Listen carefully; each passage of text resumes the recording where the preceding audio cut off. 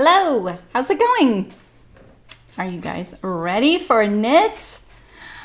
I kind of am.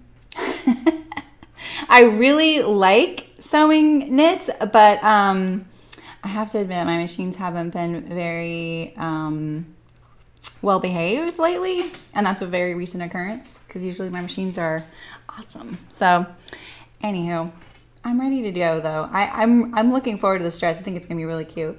So how are you guys doing? I'm gonna check a few things. I make sure everything's going okay and that all things are working. Wait, did I just pause that? Oh yeah, I may have. Okay. Okay. So I am sewing the Lucida dress. I have a little, I don't have a better picture, sorry. I should pull up the hashtag though. I totally recommend always looking at the hashtag of something you're about to sew so you can see it. Hi Ida, on body type similar to yours and you know, see how it acts, you know. Hi Christy. Christy, are you at work? So, and I think that this dress and the hashtag is really adorable. Like there's a lot of really cute, you know, versions of it. Hi Carol, how's it going?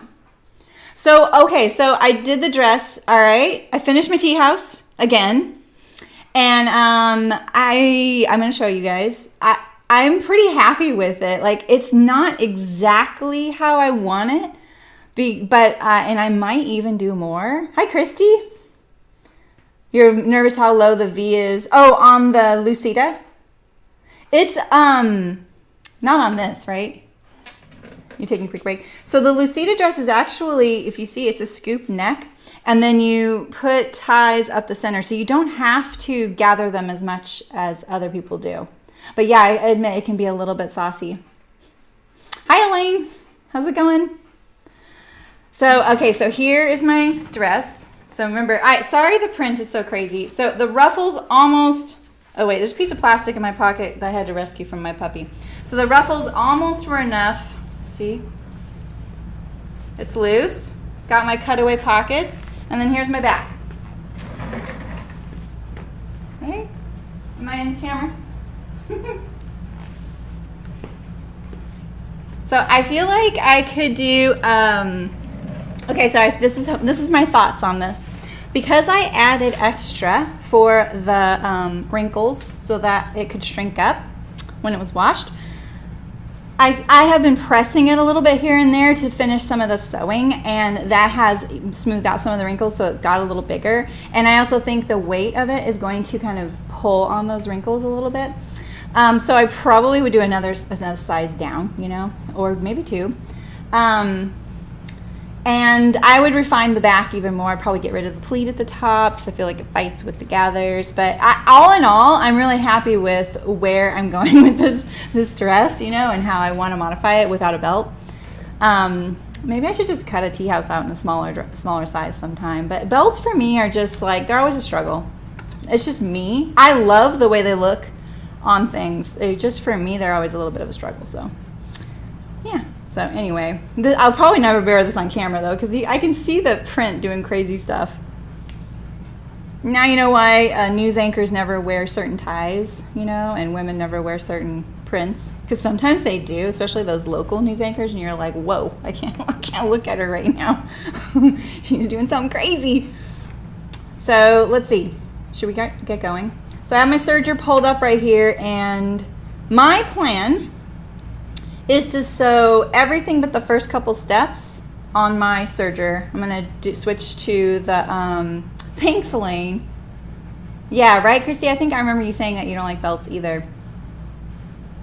I feel like there's a lot of things you could do with the silhouette. I wanna liken this silhouette to some of the caftans out there, which maybe it's because I'm getting rounder, I'm really liking that, and it's hot here. So like it's over 100 now. Not at this moment, but it will be. It got like hot instantly. I've almost eaten an entire watermelon in like 3 days. So I'm trying to cut back on ye old ice cream because it's making me like my rosacea break out. So yeah, right Christy? I know. I'm pretty busty. I hide it really well because of how my rib cage is shaped, and it sounds funny. And things like this will really accentuate my bust. Thanks, Carol. You finished yours? Awesome! Are you pleased? Why do my glasses look like they're still dirty? They always look dirty to me now, and it's probably because, you know, I drop them and then step on them. Don't tell anybody. Such a freaking klutz. Okay, so the first few steps I'm going to do are the front to the lining and the center front ties and that whole detail. So we're going to do that first, and then the rest of it I'm going to use my serger, and I'll just move it over here. I'm going to keep it right here. And I'm going to switch over to cover stitch. So not everybody has cover stitch, but a lot of people have cover stitch on their home sewing machine, and I don't. My machine was geared towards quilters.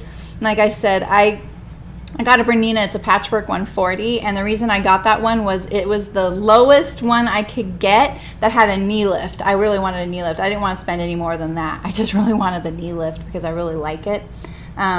So maybe if I'd gotten a few steps, it was still a $1,500 machine. Like, it was definitely like, you know, I probably should have done my homework and looked for one that had the knee lift that did that. I don't know. Anyway, I only wanted it for buttonholes too and for doing certain things. Megan, I don't think so. The front has a lining, and I feel like that's really because of this tie detail. It's the simplest way to sew this tie detail. You could easily fully line the whole top. You just cut 2 backs and then sew it kind of similarly. Hi, Louise. Hi, Lynn. Yeah, Carol, have you posted a pic? You did. You added a belt. You added a lot to the length. Yeah, right? I know. I feel like the certain lengths, it just depends on the proportions. I'm very much proportion driven with my silhouettes. So much so that sometimes it hampers me, you know? Like, I know this is sound weird, but I'm really terrible with faces, like when I remember someone. But I will remember their silhouette, and I'll remember their hairstyle as a silhouette. And if they chop their hair off or do something crazy or wear a ponytail, I'm lost. I feel so insensitive. I also remember voices. I like voices.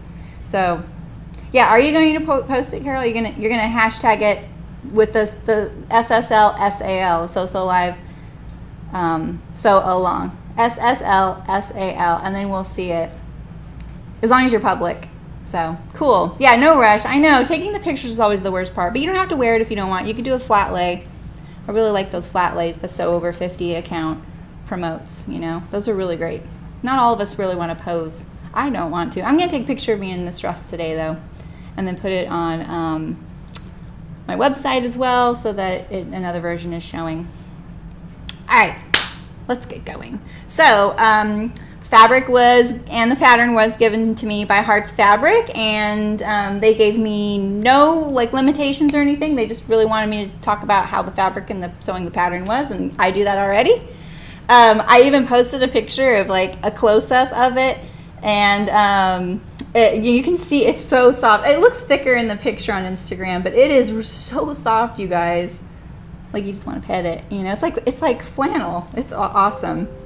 Could you add a pocket in a silks fabric? Because I need pockets in my skirts and dresses. Yeah, I think you could. In this, you mean? Yeah, I mean, you could. You could do a woven. Yeah, I think that's a good idea, like a really lightweight lining fabric. Hi, Siobhan. We're doing good. How are you? Yeah, I know, Megan. I know. Sometimes people really absolutely do need pockets.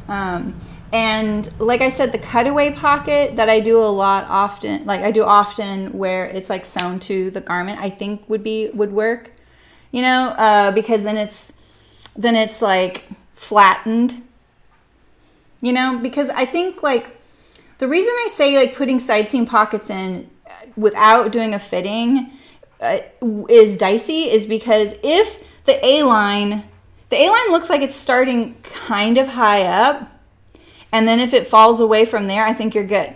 If it's a little lower than I think, then if it's lower, then what I'm thinking is that when the fabric is like kind of close to your body and you have the bulk of the pockets, you're gonna see those pockets like scrunched up on the side because they're like pushing on your body and kind of trying to wiggle out of the pocket themselves. The pocket will wiggle out the pocket. Yeah, right, Christy? Yeah, I know. It is. This would be really cute underwear, honestly. I think it's a poly also, which it feels like cotton. It feels like a blend, but it feels very cottony, you know? So it would be good for underwear. I think I like cotton underwear, but I also like poly. I like both. So, yeah, I don't know if this is single or double brushed. I don't know about that. But I do know like double knits tend to curl less. And I don't think this is a double knit, but look, there's no curling. Hearts for eyes. I hate the curling. So yeah. So yeah, Megan, to get back to your pocket idea, I have put in cutaway pockets a few times. I think you've been here for one of those. It's on the website for the store. Oh, the fabric is? Yeah, I hope so. Yeah, because they even put it in their newsletter too recently, and they posted a picture of it. They have some really great watermelon prints there, honestly. They have a lot of them. What was I about to say? Oh, so on the Callie shirt dress and on this tea house that I just sewed, I did the cutaway pockets, and I feel like that would be a really good way to go. Yeah, I know, it has minimal cutting. My stream was done in an hour, and I was like, I missed you guys, and I was going to stream in the afternoon, but I forgot I was talking. I had a like phone meeting, and so I was like kind of nervous about that, and kind of like, oh, I don't know how long it's gonna take. I just didn't want to commit to anything, you know. No curling, big plus, right? I don't know, Louise. Oh, I need some water. Second.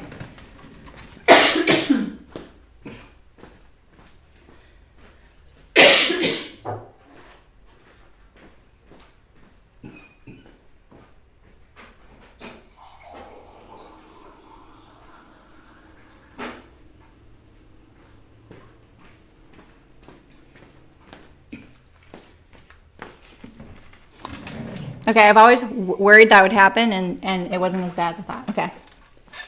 I don't know, Louise. You know, I feel like I'm not a fabric expert. I just know what I know. So I would actually Google that, you know? Oh, did someone ask about pilling? I missed it.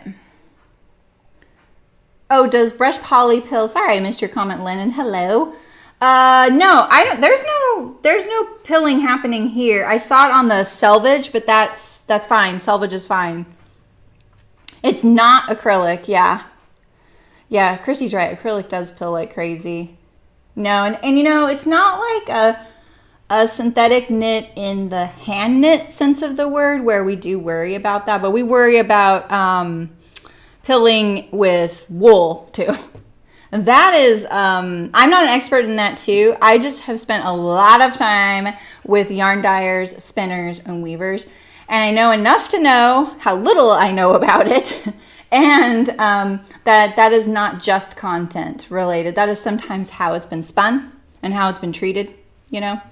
So there's a lot of things that go into that. And I think yarn dyers get a lot of flack for things that are not their fault. Like when you see like extra dye when you go to wash your hand knit garment, and then people are like, that's terrible dyeing. It's not, it's totally normal. And the dyer gets a lot of flack for it, especially if it's indigo, you know? So, side note. But I think Ponte is double knit. It seems familiar. Okay, so the first few steps are you're going to sew the front to the lining at the neck seam, but you're going to stop where those channels are. And if you're sewing along, you will have marked all 3 of those spots in the center front. So there is the seams right here, here, and then the center. Don't forget to mark the center. And I did at the bottom. And she suggests that you chalk it, or however you like to, on the lining one all the way down, like just straight lines. I'm going to try not to do that. I'm just going to sew a straight line, mainly because I don't want to mark it on the outside because I'm sending this sample off. If it was mine, I would just wash it again and be fine. But, you know, I don't think that will washer and dryer at Hart's, and they're probably going to want to hang it up or something, and that yellow chalk will kind of sit there, noticeable. Also, I want to sew on the top of my garment on the right side because I'm going to use my industrial machine for that, and I think it'll look better on the top, you know what I mean? Ponte is double knit? Okay. Yeah, you have to look at, okay. Thin, short fibers pill more, exactly. Yeah, it's the longer staple. Yeah. And the way it's wound, you know, or plied. I don't know. Oh God, I know if Brooke were here, she'd be helping us out big time. But she's in France right now, so we can't fault her for that. But yeah, like, you know, like if you get a single ply, doesn't matter the brand, it probably will pill a little bit. All right, so these are 2 fronts. And so you're gonna sew from the shoulder down to that notch. Now I was gonna do something tricky. What is the seam allowance on the neck? And then I realized I shouldn't do that just in case someone else is following along. Because what I would really like to do is finish the neck at the shoulder seams a certain way. Hi, Eliza. Yay, welcome. That is 5/8 at the neck too, right? I'm writing sewing instructions for all my chicken boots things right now, and I write the seam allowance over and over. Because you know what? Sometimes you don't read sewing instructions from the beginning when you start sewing. You just read the step you want. At least I do. And you need to know that. All right, I'm so paranoid about my machine. So this is the other thing I wanted to show you guys. I set up my serger to have a seam to the right of the serging, or really to the left. See that? Can you see that? But I'll talk a little bit more about that when I go there. Oh, I wanted to sew a little bit of a... So I have this little, you might be able to see it. I have a little binder clip there. I'm just reminding myself that I put in a ballpoint needle in this machine. I never sew the ballpoint needle in this machine. I'm not even sure for sure that it is a ballpoint needle. It said it is. I had it marked that way. But when I went to buy some, they were like, you know. So look at my cutting. It looked so accurate when I did it. Now I'm like, huh. I'm also going to sew kind of slowly. And when I get to this center part, I want to make sure also that my knits aren't shifting. So I'm going to kind of line all these up, make sure.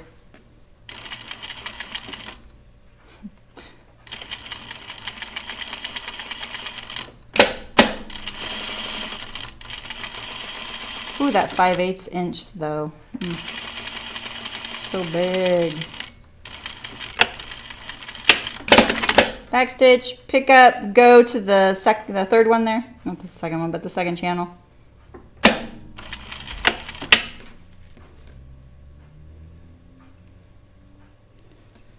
So I'm going to do this with the straight stitch. Am I losing it there? There we go. I'm losing my 5/8 though. I'm going to do the channels with the straight stitch, and I'm going to do my ties with the straight stitch. And I think all the rest of it will just be on my serger. Like this.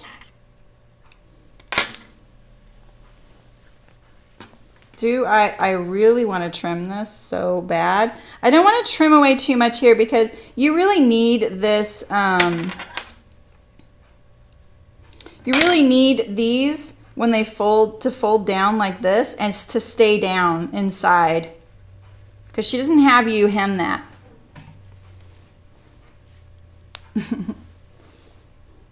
Oh my goodness, I missed a few of you guys here. Right, me too, Christy. I get so stinking tired of looking up seam allowances. I literally am just like, why do I have to look this up every time, you know? Smart, Eliza. That's smart. Fiber length thickness, how much twist there is in the yarn, how tightly someone is knitting. Yeah, there you go, Ida. I knew Ida would know. I didn't ask her. I knew she was here. Yeah, right, Lynn? I know. Nancy. How's it going? There's a little catch on my finger. It's bugging me. All right, so I'm going to look at this. I don't think she says to trim it. You know me, I would trim the heck out of that seam allowance there.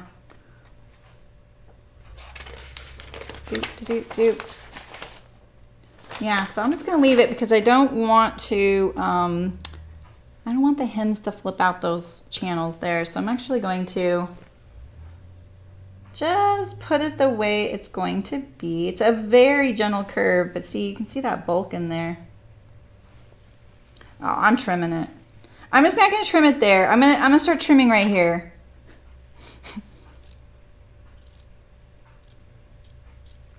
I'm just going to trim it over here.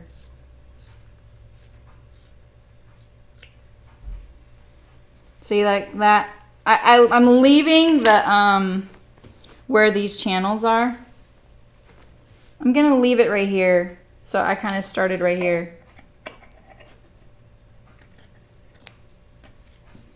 And I'm going to, oh gosh, that's so hard. Okay. It's so hard when I do it that way. I like doing it like this. It seems like it would be so much more safe to do like this. But honestly, you have more control of your scissors if you're cutting than nipping. Because you can overshoot and then go right through your seam. And, you know, there's no coming back from that. Sometimes. Sometimes you can compensate. Sometimes it's just too late. You know?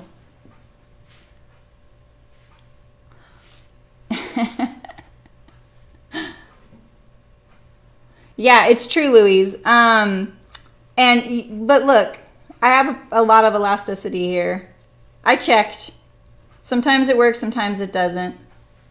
You're right. And so I did mean to say that. So a lot of home sewing machines have a stretch stitch. If you do not have a stretch stitch, and it looks like a lightning bolt, right?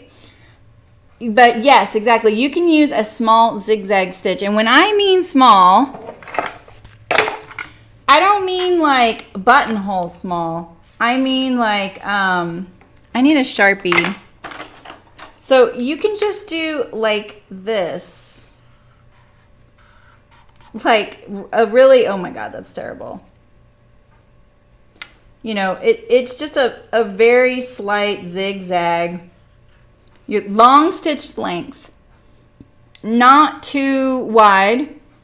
That's fine, and that will stretch. And I know, like the first few times I did that, I thought, no, my seam is gonna look wiggly on the outside, and it won't, I promise. It'll look totally fine. I know, this watermelon fabric is really cute. Yeah. Yeah. The triple stitch is okay too, but that's more for the hems, I think, right? Is that what kind you're talking about? Yeah, Janice, and if you look up the hashtag, there's a lot of really cute ones. You get nervous when I clip. Yeah, right, Christy? I know. I think, because you could cinch it and then push it up so that more of it is happening at the top. That makes sense, you know? All right, so yes, I know my machine. This is not ideal, but my machine was not liking this fabric, and it's my machine right now, not the fabric. So yeah, stretch stitch is really great. Oh, 2.5 wide. Well, all machines are different. Sometimes those numbers are pretty ambiguous. Like mine doesn't have numbers. It just has like a bar that fills up and greases. So if I wanted to tell someone, put it on this, I wouldn't have no idea what to say. All right, so let's smooth out our front here. And when you do this, I would, because you're about to stitch these channels, I would line up all the edges, because you don't want any monkey business happening, you know? Yeah, it almost looks straight. Yeah, I remember when my friend Kirby first started sewing knits, and I said, you need to use a zigzag stitch. And so I did that. I don't remember how I like illustrated it, but I was like, yeah, I promise it's gonna look fine. And then if you look at it on the outside, it really looks fine. I don't know what it is about it. It's just kind of magic, you know, some kind of magic. So I'm just lining this all up because you don't really want this to get torqued at all. And I wanted to sew from the right side of my garment. And so like this part right here doesn't need to really stretch. I mean, yeah, when you're putting it on and off, if you're gonna wrench on it, then you might have some popping stitches. But that can happen with a lot of things too. I need my I put my air conditioning on, but I might need more. So, oh, but you know what? I don't have my little stitches here. My little markings here. I do have my like finishing stitches there. Like my back stitches right here. Right? You see that? Back stitches right here. Now I could have sewn this part on my serger because I can take off all the overcasting and just put it on the seam. The channels of this, I mean that there are ties on the center front of the dress right here. And so there's little channels there. And the ties are anchored at the waistline. And they come up through those channels and then they tie at the top and cinch your bodice as much as you want. I didn't really explain that well. You didn't miss much, Nancy. I'm gonna measure this.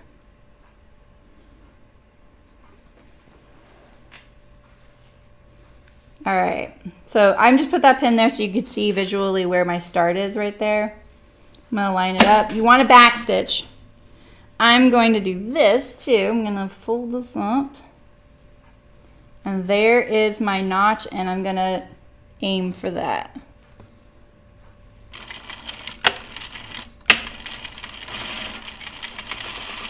I find that my machine likes sewing more on the length grain on knits.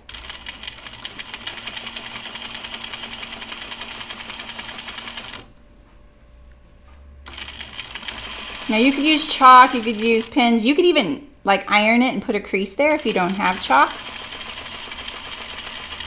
You couldn't do this part on your serger unless you have that channel stitch I was just mentioning.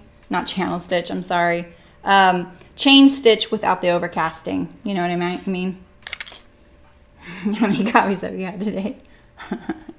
She's only starting on her first one usually. 108 degrees. Oh my gosh. Right, Christy? I know. Watermelon every day, always, all night long.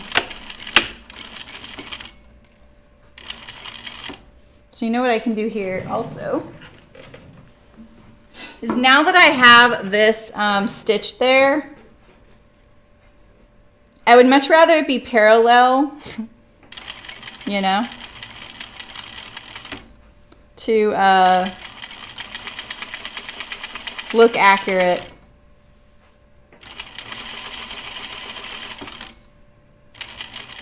Now remember, don't beat yourself up on this accuracy thing with the stitching because there's going to be ties in there that are scrunching it up, okay? It's why, I mean, yeah, if I really wanted to be, you know, perfect, oh, I'm pretty far off here, to be honest. But it's nice and straight. It's nice and straight. But do I take it out? See, I matched it at the top. I like it though, but I'm a little bit off. All right, I'm going for it. I'm gonna eyeball my center here, but I really want that lining not to sneak to the outside. And your lining isn't like stitched down hem, so you really need it. Right, I know. It was 102 here yesterday. Oh, wow, Nancy. Yeah, that's how it was in Humboldt. AC everywhere, right? See, that's the thing is like the exercising at 5 in the morning is just not my thing. You know what I mean?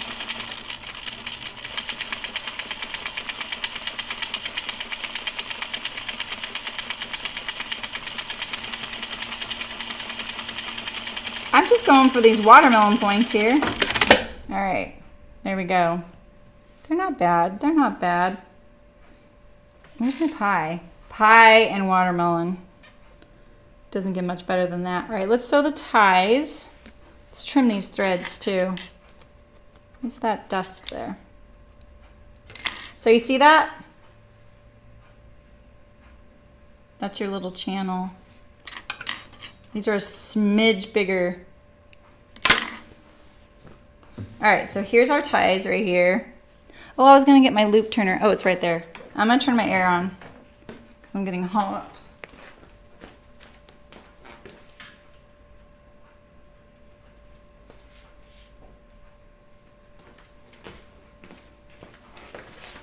Sorry, I keep walking away. You love high heat. I like the heat for the most part.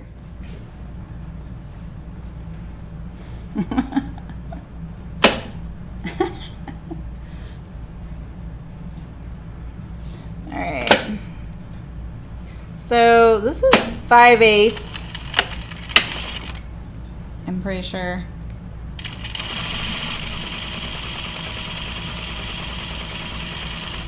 I think what I'm going to focus on is that the stitching to the fold here looks as parallel as possible rather than my seam allowance, because that's the finished tie. That's the finished tie width.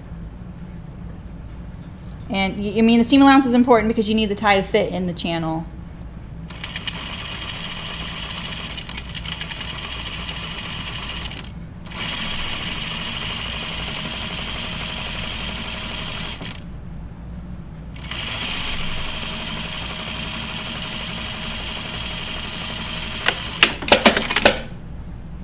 Here we go. I made my ties on the length grain. Less stretch that way, and is that the same? Let's see. I'd like my ties to be a little bit the same, please. Thank you. I'd like to place that order.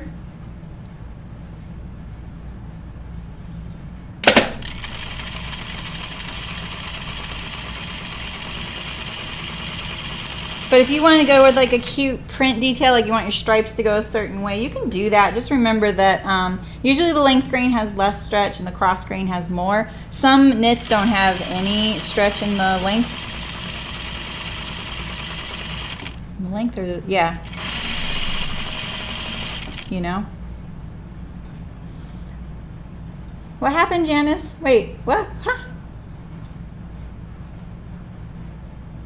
No, that happened to my mom's dog, a rattlesnake bite. She was fine. Yeah, that is so so stressful.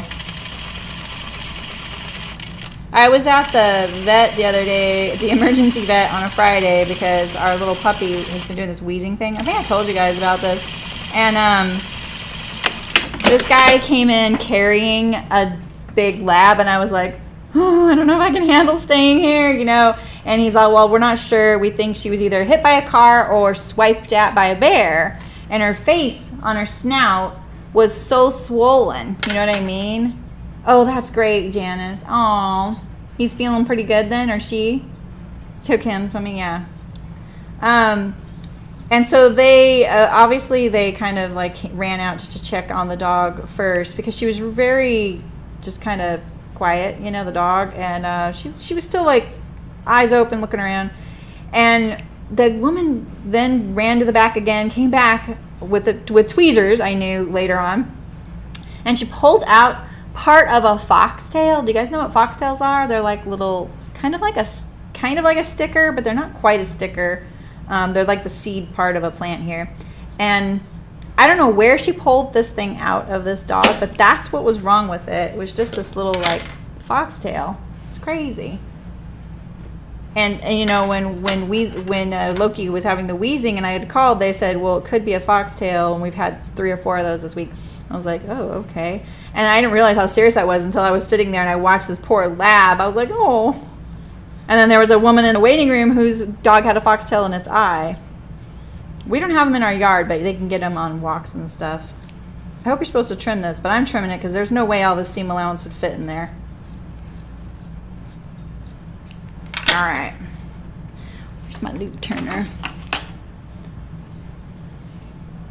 Oh, really, Eliza? A lot of snakes. Oh, copperheads, jeez. Watching you match up your seams and width of hems and ties is really great to see. Like when I cut it out, you mean? Okay, so I use a loop turner for turning my things, but she explains you can just put a safety pin at one end and do it like old school, you know, like with your sweatshirt hoodie. Mine has this little like clasp on the end. So I go over the little wiggly part. Sorry, my camera's a little to the left today, so you gotta remind me. I hook it in there, and then the latch closes over it. And the key is to keep pressure on that hook so it doesn't come unhooked. And just do a little bit at a time. It's really easy to get ambitious with this little baby because it's so fun. The stretches also make it kind of want to boing off the hook, you know. At this point now I'm going to have to grab it by the seam allowance down here. But once I get the little tip of it, the end, out the end, I unhook it and then I just pull. I hold on to it and then do the same kind of thing, but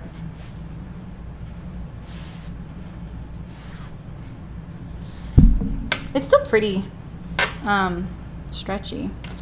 There we go. There's one. There was a time where I would not have sewn this just seeing it had ties. Yeah, the ribbon would be really cute too. Oh, yeah. That's good, Louise. Yeah, you know, it's just preventative, you know.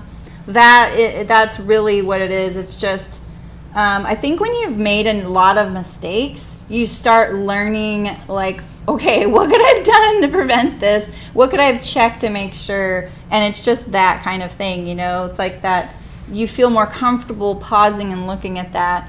Because I used to be the kind that would be like, not even gonna look at it. And I feel like it was more like I don't want it to be wrong, you know? So, oh, I should have sewed across the end of one, you know? Oh, you broke your, oh, I've had one break too. But I had it for like 10 years, so. Hope I'm supposed to cut this seam a little. I want it cut, so I'm cutting it. Oh my gosh. All right, so I think I'm gonna have to hand stitch these. I wasn't paying attention. I just sewed the loop without sewing the end. So sew your end first before you turn it. I'm gonna have to like hand stitch that shut. Womp womp. I could put a little knot in it, but that's a little casual, you know.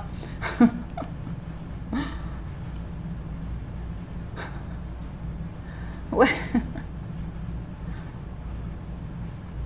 Oh man. Yeah, maybe you got a bad one, Nancy. I get a little obsessive about putting these things in. I really enjoy it. It's like my part of OCD. Wow, copperheads and normal snakes.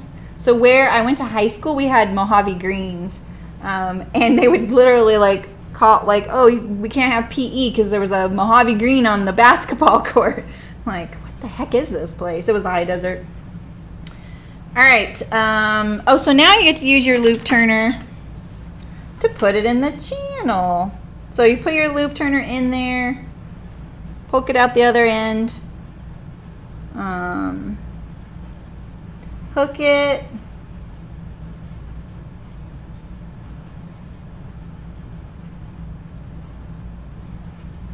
and then pull it through. Like this. And then I'm gonna stitch it across the bottom, I think. Oh, my front did go down a little bit there. Could have been my stellar cutting too, because we definitely saw a little bit of that.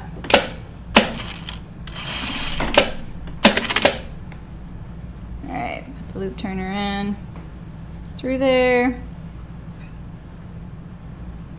It likes a single layer of fabric a little better when it's this thick. Knits are always a little thicker.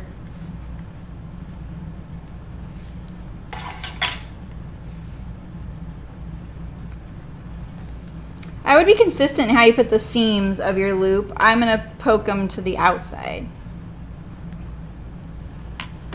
That way, just in case there's something funny about how they're gonna lay, they'll lay the same way, you know. Oh, bye, Siobhan. You checking off? All right, so this is how this works. See, then now you just scrunch it up. And see, you can really position these gathers.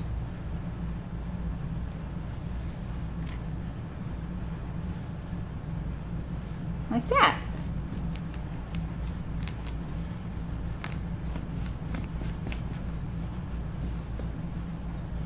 You know? Finish your ends. So yeah. Hi Malin.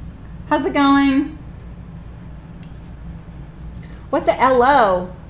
I don't know what an LO is.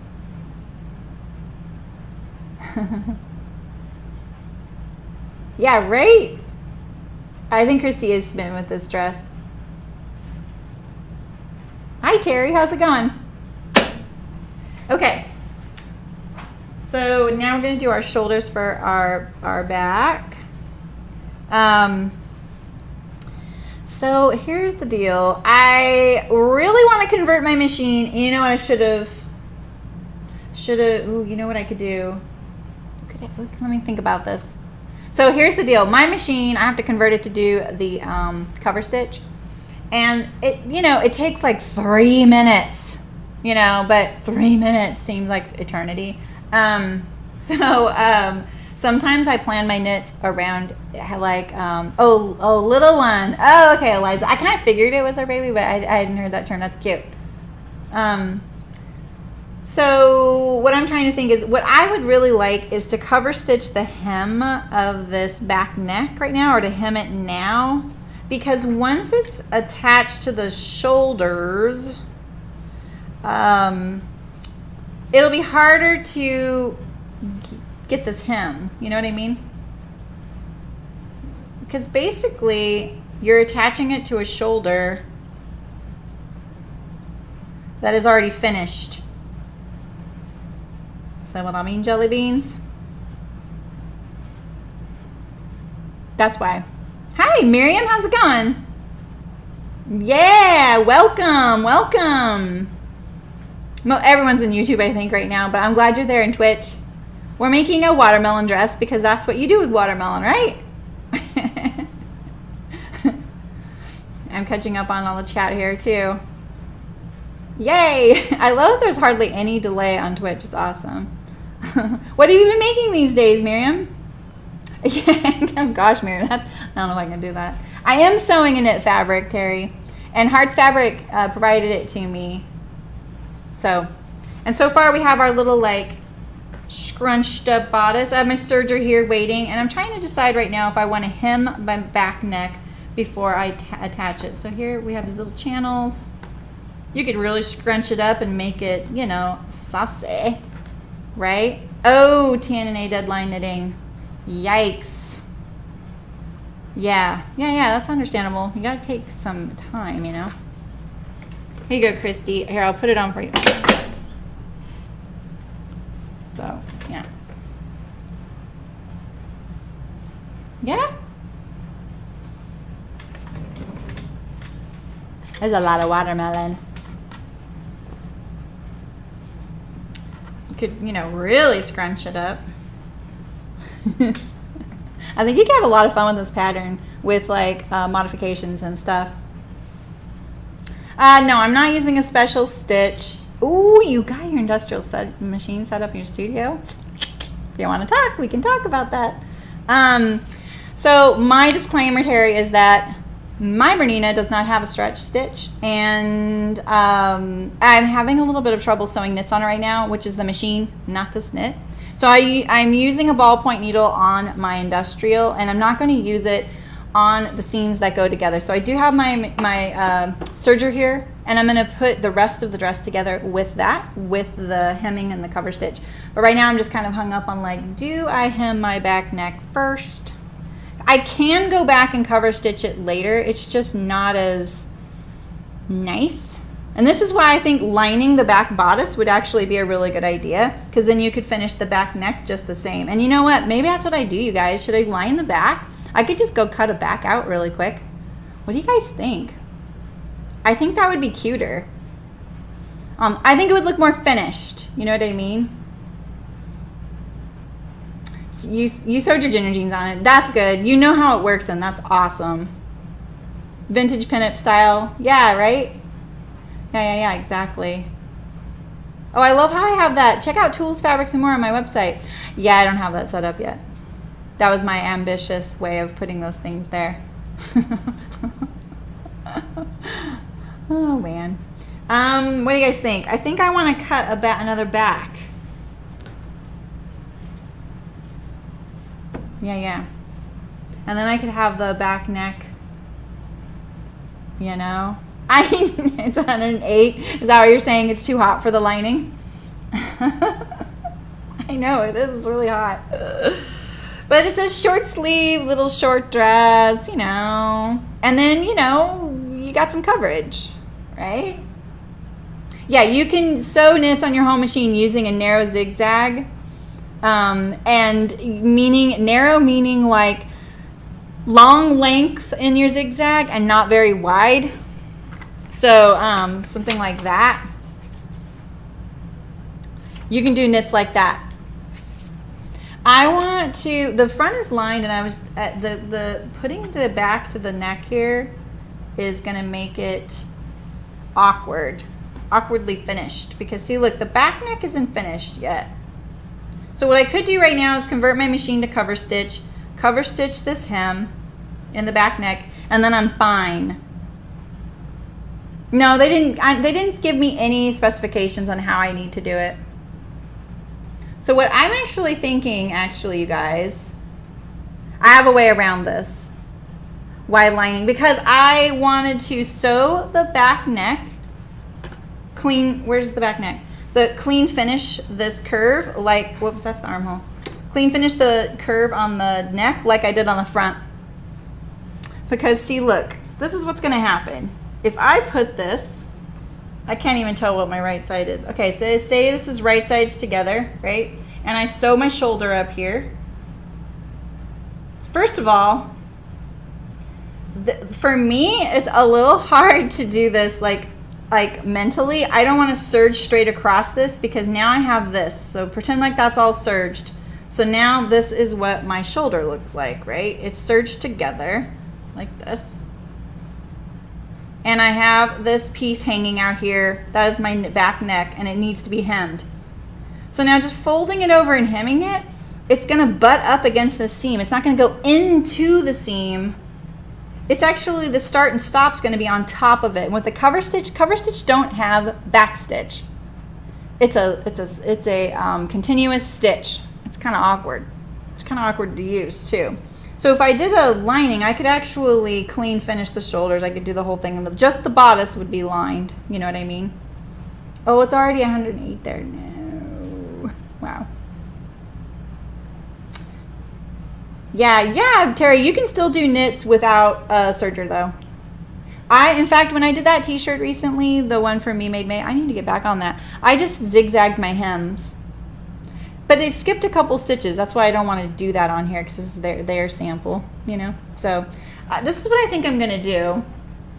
I'm going to convert my machine right now to cover stitch. Yeah, right? See, Miriam says she does all her knits without a serger, and I used to as well. The only reason I have this thing is because I used to have to do prototypes for clients when I made their patterns. So this is what I'm going to do. I'm going to put my side seams together on my skirt. I'm going to put my underarm seam together on my sleeves. And then I'm going to hem the skirt, hem the sleeves, hem the back neck, convert it back to the overlock, put the sleeves. Yeah, that is how it says it's put together, Christy. I'll show you. But she says to hem it. Yeah. Turn the back neckline on your back piece under 5/8 and pin and press and place stitch around the neckline. But see, I don't want to hem with this machine. I'm certainly not going to just turn it and hem it. So if you have a zigzag, you're fine. Yeah. So I think, like, I'm gonna cut down the seam allowance. I'm gonna make it like more like 3/8, and then I can probably cover stitch it like this. Like this. You know? But you could use zigzag. You guys are way ahead of me. Yeah. Lightning, yeah, it's what I told them, Miriam, that the lightning stitch is their zigzag. It's triple stage zigzag and triple top stitch, yeah. Exactly. All right, so let's convert my machine. I can't, that's my method. That's what I'm gonna do, you guys. So let's see here. Let's, how did I figure this out? I have to butt this up against here. Move you here. Move you here. I practiced. Oh, let me convert it before I have my instructions right here. So my book, my machine comes with this like handy dandy like cheat sheet. I love it. So I use it so I make sure that I don't miss any of the steps. All right, so I need to move one needle. Yep. One needle. It just takes me a couple minutes. I used to be really fast at it until I can't get the needle out. Sheesh. Okay. Bye, Christy. How do I calculate seam allowance when I'm using the knife on the serger? Mine does have some guides, but you are gonna sew it at the same seam allowance you always do.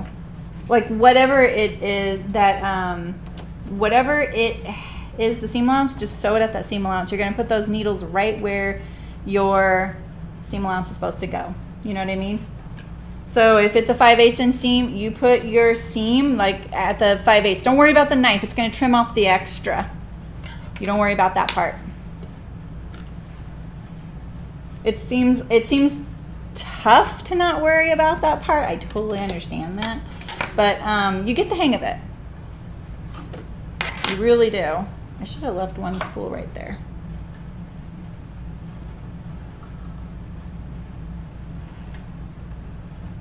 I always feel like I'm flossing my machine when I go through the tension discs. You know what I mean? Mine has air threading, which helps a little bit. And it also has some pretty nifty tools for threading the needle, which I never use, but they're really cool. Like the fact that someone invented these things to thread the needle so much easier is pretty cool. All right. I'm following, see right here, I do this. These things right here. Length 3. That's my, I put a big old fat Sharpie L on the side of my length thing, so I knew that that was my, bye Ida. You have a piece of tape. Oh yeah, hi Leah, how's it going? Yeah, I just moved, so I have 2 needles back here and 3 needle options up here, and I moved one from the back to the front, and I put it 1/4 inch wide. Chain, down, blade down, and I think the rest, please tell me the rest is good to go. I have, oh, I just need 3 of these. Okay, you're good, and you 2 are good. I just need to cut these 2 threads right here. There we go. Pull them through. Let's see if I got it. So going from the 5 thread to the cover stitch is actually a little faster.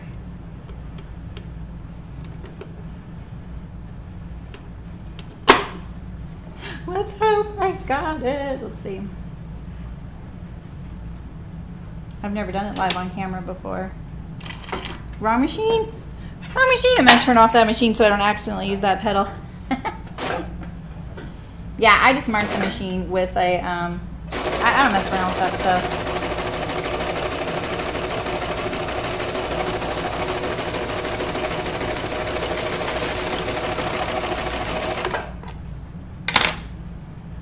me practice a little bit.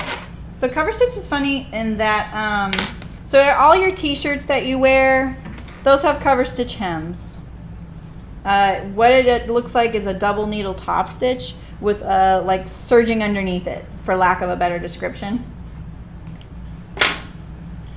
And it's a little stretchy, but you sew it from the top, which is kind of weird.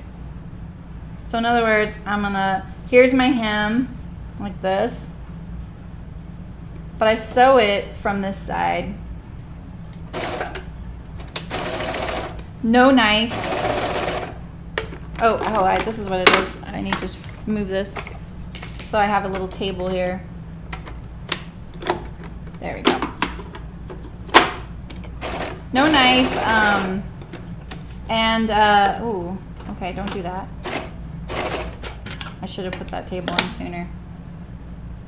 And it'll just sew on the surface.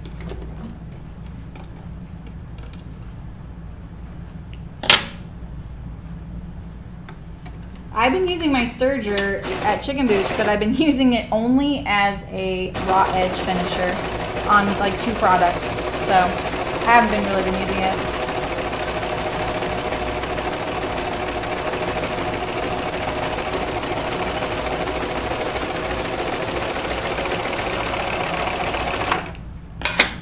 So that's what it looks like. So it's got the double needle and the finish on the back.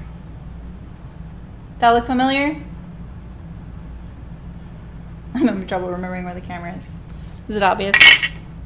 Okay, so I'm gonna trim down my hem allowance on this neckline to like 3/8 because turning this 5/8 is going to torque.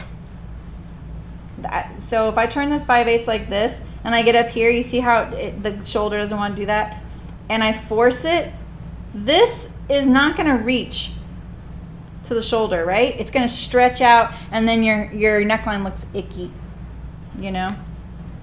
Basically, that's the sewing lingo. All right, so I'm gonna trim off a 1/4 inch. Remember, my cover stitch doesn't trim for me. So you gotta prep it all the way you want it and the way it's gonna be.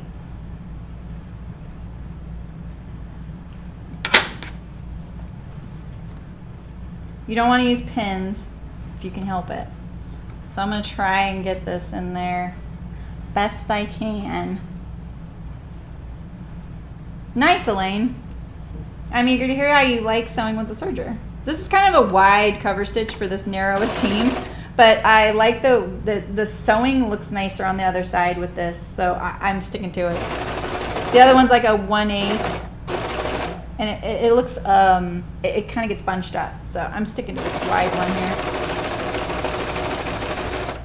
And so what I try and do is keep the left needle on this edge right here. I feel it in there, and I'm trying to keep that left needle on there. Because what I'm trying is I don't want any of this raw edge to go past my stitching like it did on my little sample that I showed you. Did I throw that away? What did I do with that? So you see, because remember, it's not trimming. So like this is ideal, right? It looks like it kind of did that on purpose. And this was the uneven edge there. So it sews nicer on there, but you don't want that poking out, you know? Yeah, some people only use sergers now. You can use them for wovens. They're just really great for knits.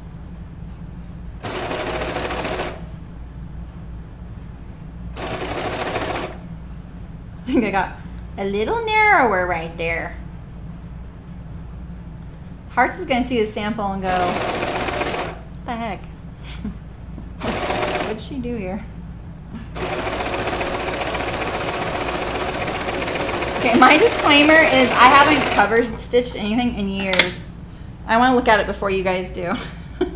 Oh my gosh, it actually looks okay. I'm shocked.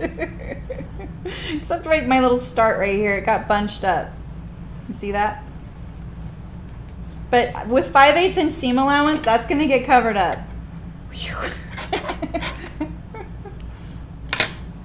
All right, so there's my neckline now. It lays nice and flat,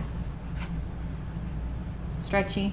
Okay, I forgot to, you guys, I forgot to overlock my side seams. Oh my gosh. Well, I'm gonna do my sleeve hems.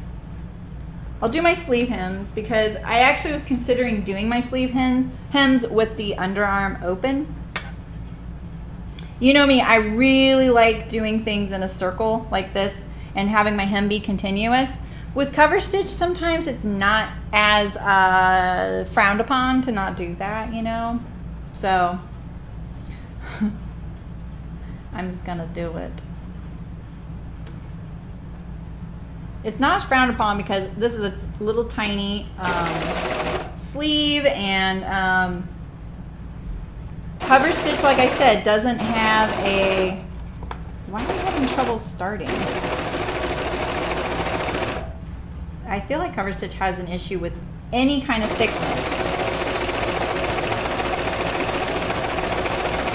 So again, I'm trying to keep my left needle right here on this edge the best I can, kind of gauge it, you know? I can kind of see it, I can kind of feel it. I'm kind of feeling it and seeing where my needle is right there. I try and keep my, let's try and keep my hem width the same. This one got a little bunched up over here.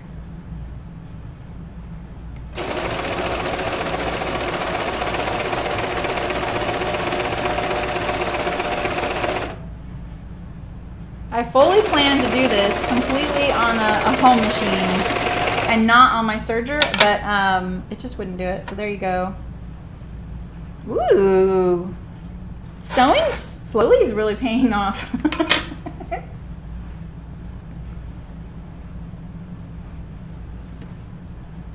All right, I'm gonna put that in there.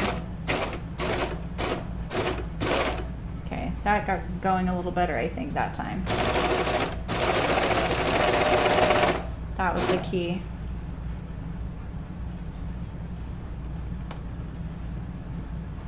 Ooh, I'm trying to think of some, like, is Stretch and Sew still around? Is that kind of date me? But Stretch and Sew they came out when sergers were getting popularized and available for home sewers, and so they were really great entries to the knits. And there was another one, I can't think of what it is though. If you want outerwear, sportswear, or insulation pieces, you could also do, you could check like the Rain Shed, not Rain Shed, but therainshed.com, and they have a lot of, they kind of have a lot of outerwear patterns. I really like dealing with them. My hem is getting bigger and bigger as I sew, but I want my underarms to match.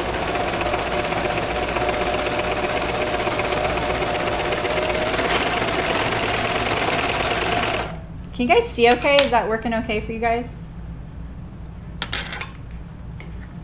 Hubba hubba. That looks pretty darn good. Do I cheat and do my skirt seams? Ooh, that seems kind of dirty. I don't think I can do that. I'll show you. You know what? I'm not going to. I'm going to actually convert this back to the overlock now and put my dress together. Lickety split. And then I will switch it back to cover stitch at the end to do the hem on the skirt. You don't have to stay for that if you don't want. But I know there's going to be someone out there that cannot figure out how to start and stop cover stitch in a circle like that, because it took me a while to figure that out. So I'm going to do that for you, whoever you are. Because there was no YouTube when I had to figure that out, yo. So I sat there and I just like trial and error, you know. All right, let's go back to my 5 thread. I love how I have to scrunch up my nose to see through my bifocals. That's probably not a good sign, is it? Oh, the jar sweater. Oh, that's cool. Oh, the Linden sweatshirt would be a good one for knits as well. Touching the cuffs, yeah. Yeah, Louise, right? Yeah, because you don't want to use pins. I know exactly what you're talking about. But, you know, like putting little nips so you have like little tiny nips. You don't want big ones with nips, but little nips for guides on 4 spots on the on the sleeve and 4 spots on the cuff, and then that way you just have to stretch it to that one little point, get there, and then stop, and then go to the next one. That I found that to really help, because yeah, doing those little bits, it can be kind of tricky, and you definitely don't want to use pins in a serger. Cover stitch isn't as bad. It's just it's such a bad habit to get into, to use pins near your serger. Oops, sorry. I'm, basically sewing in like a 1x1 size space. It's like sewing in a little box, All right. I think it was this one. Oh, I need to put my presser foot up. You always put your presser foot up to release the tension on your disc, because it makes it a lot easier to thread your machine. And I know most of you probably know that, but it's just bears saying out loud, because there's a lot of beginners out there that smart Louise, a lot of beginners out there that don't know why it's so hard to pull your thread through, and it's just because when your presser foot's down, it engages the tension.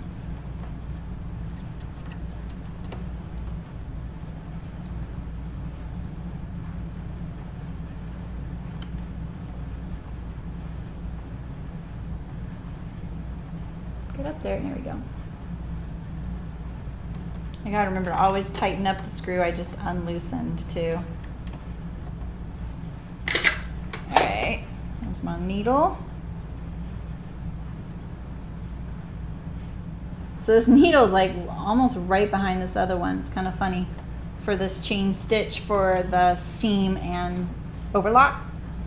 Okay, do these both this way, this way, and now what else? I'm not gonna change any of that. But I need to rethread these 2 puppies here. Okay. Okay, I need to do both these, right? Yeah. You can see my air threading now, which is pretty cool. There's these little holes here. And I have a little lever there. Oh, I need to connect this little channel. Pretty sure. I get it kind of going. And this is because the air threading helps to get those tricky bits that you can't reach. And there you go, it just pushes it through and it's threaded. If you've ever had a serger that's really hard to thread, you will appreciate this. Not all sergers are really hard to thread. It's really important that they have like a threading schematic somewhere. I have this big thing because this thing does way too many things. I didn't need it to do. I just needed the cover stitch and the serging, but it doesn't. It'll hold 9 spools. Kind of redonkulous.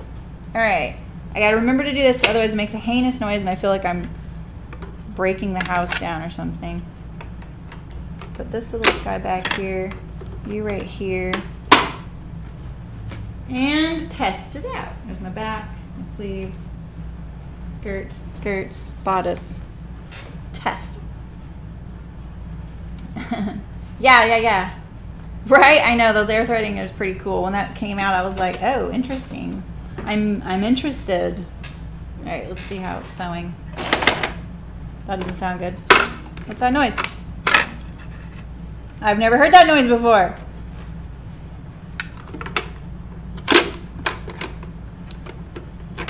I broke my cover once.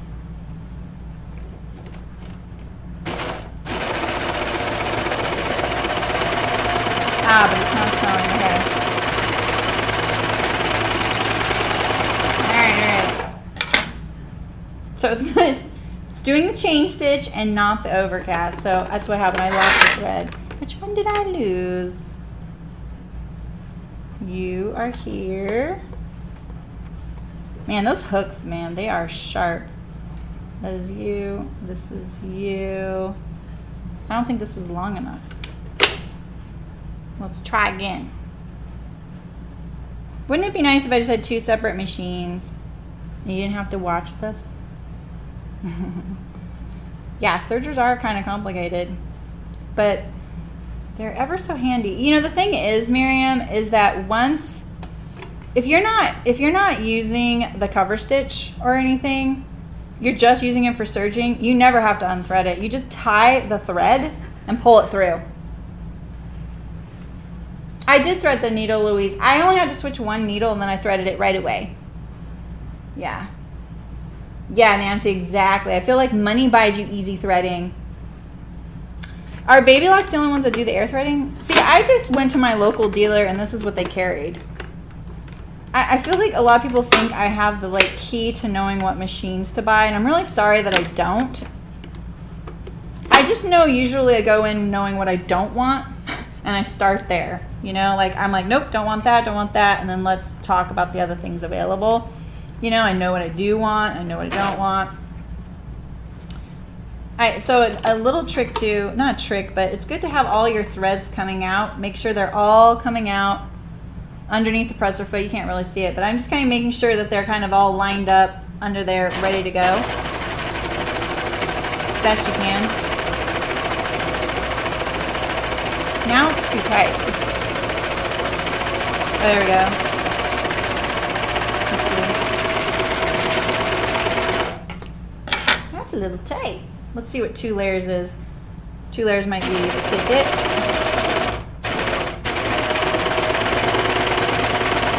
It was so pretty yesterday.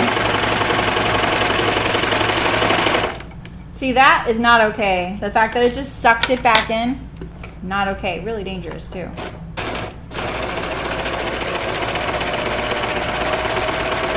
So a serger you can sew without fabric in it. That's a big difference. Your regular machine is a lock stitch and this is a chain stitch. So that's the big difference. And this is why I usually doubt even home machines for stretch sewing, because I'm not sure how they're accomplishing the stretch part of it with the bobbin. And I know they are, like I know that, but it's like so contrary to how I was like brought up in the sewing world, you know? Let's make sure everything is through the little majiggies, you know? You know, Malin, if you want a standalone cover stitch, they're pretty affordable. That was my mistake, because I feel like what I could have done was bought both. Bought a serger and a cover stitch and had them side by side. And it didn't even occur to me that that would be affordable until later when I saw it. And I was like, ah.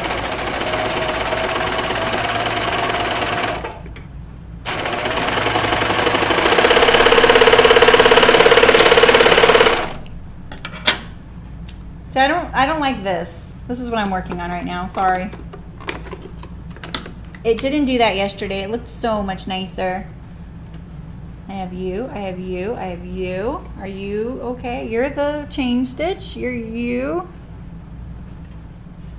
It all looks okay. But stopping and rethreading the whole thing is the best thing to do. I'm trying to avoid that. Sometimes it just works itself out. I can tell my blade is not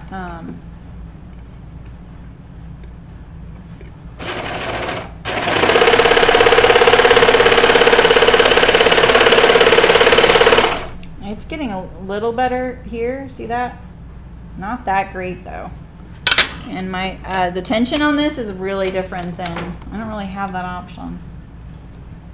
That's my one complaint, is I have A, B, C, or D as my tension options, and I don't understand that because I'm on the lightest.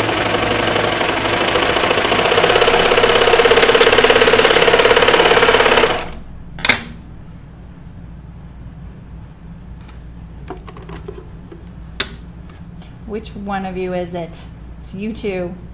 Maybe it's my cover stitch. I'm gonna go forward. I have a differential too, which is kind of fun, meaning it'll gather things up. All right, we'll start on our little micro sleeve underarms here. So I kind of want to stitch this down because it's so small. I kind of want to pre-stitch it, but I'm not going to do that. I'm not going to cheat like that. So whoever was asking about seam allowance and how you line it up. So I know, like, I'm looking at my needles there. That's my seam line. And here on my thing, can you see that? Can you see this right here? I have some lines. So it's good to measure and know where is my 5/8 to that point, right? So my 5/8, if I line up the cut edge of my fabric with this first line, that's my 5/8 inch seam. That's gonna give me a 5/8 inch seam. It's gonna trim, but that's okay. That's what it's for.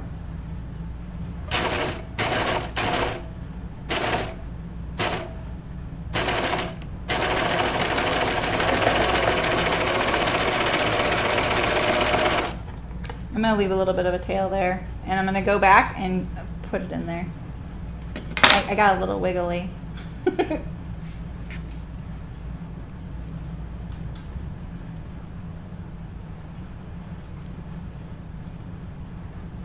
Try starting the stitch with fabric under the needle. That's a good idea. I could try that.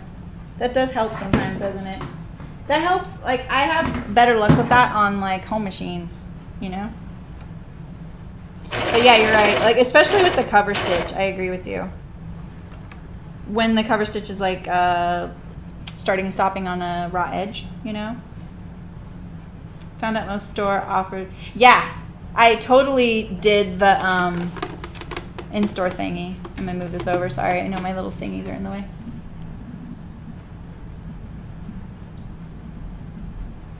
See all the doors behind me? So you don't have to look through my thread. Alright, I'm lining it up. I like putting my presser foot on it too. I'm trying, this is cutting a little, it's so little, I'm just trying to get it to cut nice and smooth, that's all. I can tell my blade's not cutting very well. Yeah, I didn't used to have trouble like this. This is so disappointing to me. So I'm gonna pick these tails up and put them up here and then secure them. Or do you guys' trick of the needle and pulling them through. I like that idea too. But I really wanted my underarm seam right there to line up. And it did okay. Top layer got a little stretched. You know. All right, so we have our sleeves. We have our back. Let's do our shoulders. We've been cutting our teeth on little tiny things. So Christy's not here, but this is what I'm thinking will look nice with the shoulders is I'm gonna finish them at the neckline, I think. I can't really tell what my front is. Let's see. This looks pretty good. Okay. So I'm gonna wrap it around like this. And to me, what's most important is that this edge line up here at the neckline, like this. And then I'm gonna wrap the other front around it like this. And you start, actually, yeah, I am gonna start on that end. My only worry is that the serger is gonna be like, wham! I don't like these thicknesses right now. And this way, my neckline right there is a little cleaner than if it were a raw, like the serging going right through to the neckline. Yeah, Louise, I usually do that. You know what I'm doing right now is I'm using my thumb and lifting it up. I'm cheating. Yeah, I totally do that. It helps so much. So yeah, I'm gonna line these up. But yeah, we could do that. Lift up the presser foot. And at a factory, they never lift the presser foot up. So I always feel like I'm cheating by lifting up my presser foot. Like I'm gonna get in trouble with someone at the factory. Wait, not funny. Why is my knife not cutting very good today? All right, here we go. So now I have all my layers here. I got them under there. Now I'm gonna line them up. Let's see if my little thing works.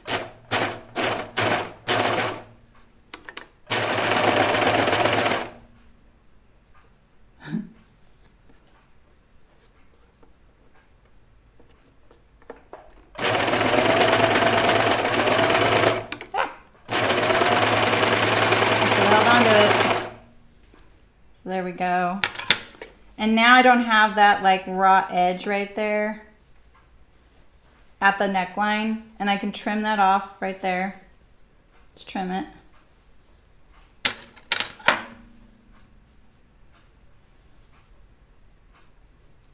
I'm just trimming a little bit of the seam allowance right there. Reduce that bulk.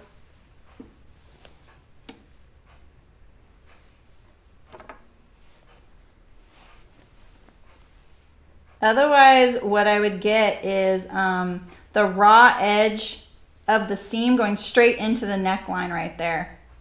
So yeah, I mean, I could do a better job of that. I totally agree, you guys. Yeah, using the thumb to lift up the front, yeah. Yeah, you can. There is a little adjustment right here for my, I think that's what it is. I don't on this one. I'm not as familiar with it, so I just haven't. See, otherwise my neckline would have, you know, like this as be my end right here. It'd be one of those. I didn't start very straight, did I? Can I fake that straightness right there? But at least it's clean right there. It's not very straight though. I don't really like that. All right, let's do my other one.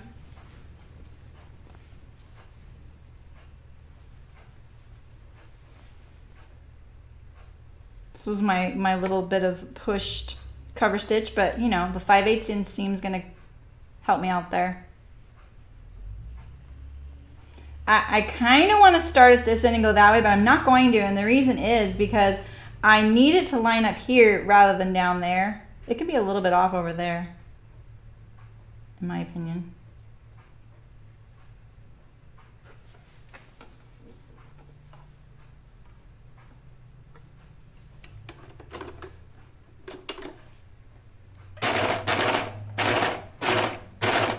All right, I'm getting it all lined up, and then I start pulling all my layers. Because I'm not going to use pins.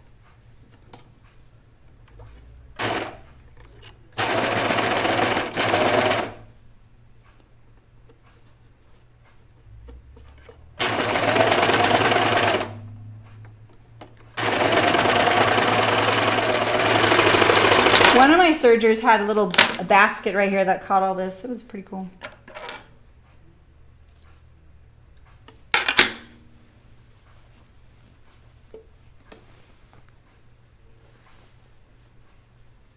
It's a little bulky right there, but it's clean finished. I used to be so good at sewing knits. I really need to get up my knit game. All right, so here's our bodice. Here, actually, I'm gonna leave it wrong sides together, or right sides together, so I can do my side seam. I could do the same thing on the side seam, but there's no point to do that because those are gonna get enclosed at the waist and the armhole. You can't watch. What? Oh no, what? Where's my stylus? Oh, I'm not gonna do that. I'm not gonna put my my stylus. You use tweezers. I'm not listening. I have my nail. Don't worry, you guys. I'm gonna start from the bottom because it's straighter. Without those crazy points. I'm sorry, I'm making you guys nervous.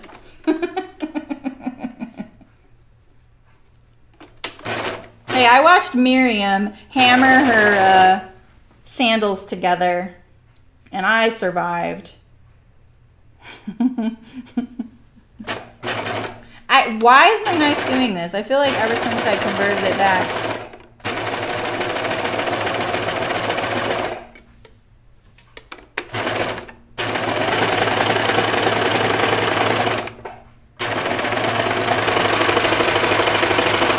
Aren't really close to the knife. Look at that. That looks pretty good. Looks pretty good right there. All right. I'll start from the bottom again. Now you could have put your sleeves in. I'm not sure how she puts it in the instructions, but you could put them in like I hemmed mine first, right? And then do the put the sleeve on the armhole when the shoulders are together. And you know, and then avoid the setting in of the sleeves, because sometimes on a serger it can be a little trickier because you have to go on and off the fabric. It's a little different than the machine the straight stitch. Sorry, you guys. I'm like, blah, blah, blah.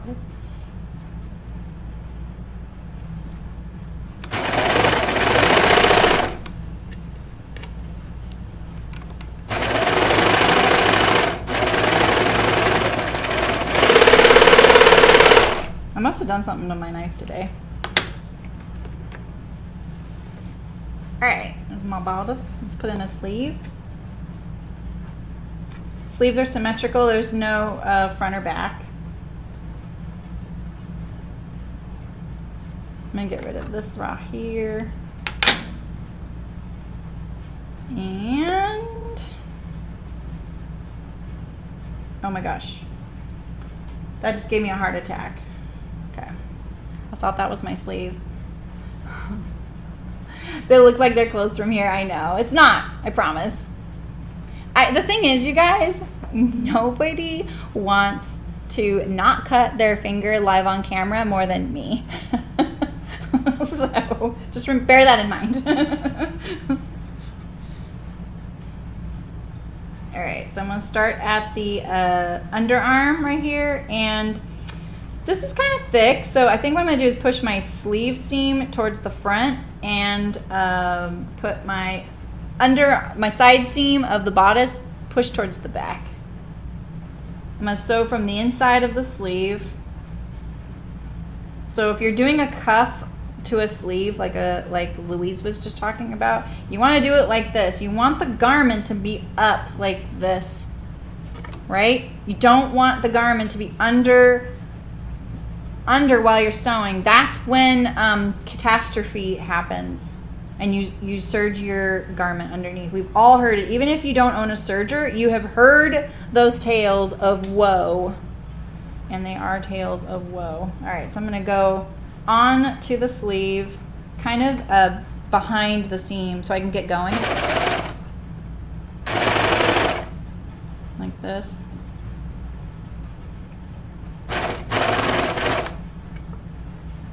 And so here's my sleeve, my bodice, here's my sleeve. I don't want any torquing either, so I'm just gonna make sure my sleeve is pretty flat. It's not lining up right there. Thank goodness I have that 5/8 inch seam. That's probably just my cutting, you know.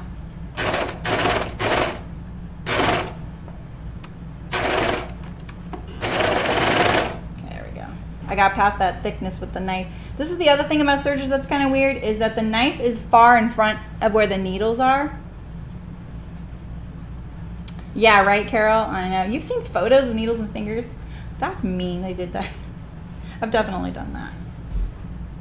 Yeah, I don't think I think one time the really what happens is the knife will bump me.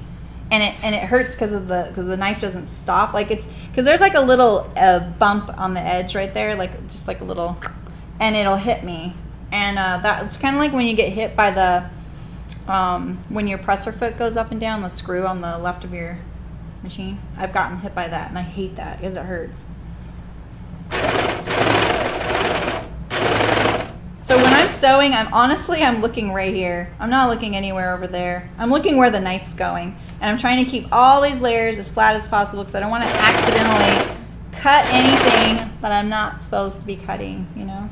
I get kind of halfway, I line it all up. The back is only one layer, so it's a little easier to worry about.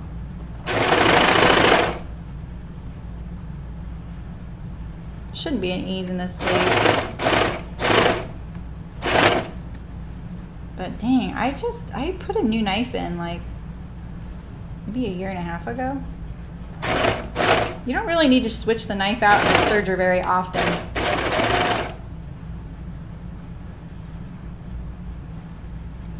Unless you cut a pin. Oh shoot. Why? Look at that. Bummer. Sorry, Hart.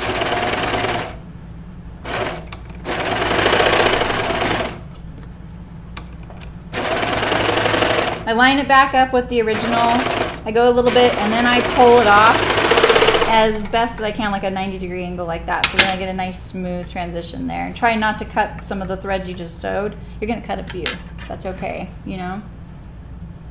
Yeah, they could be longer sleeves. Yeah, your needle bar, that's what I was trying to think of. You could make the sleeves a little longer. They are cap sleeves. So you might want to add a little bit of fullness to the bicep just to make sure that they're not going to get hung up on your bicep, you know? Let's see. Looks pretty cute. Watermelon sandwich. If any of you learned violin, like when I learned violin in my 20s, I don't play violin now. Don't get your hopes up. But I really wanted to learn the violin, and so in my 20s I took lessons for a while, and of course I was the oldest student.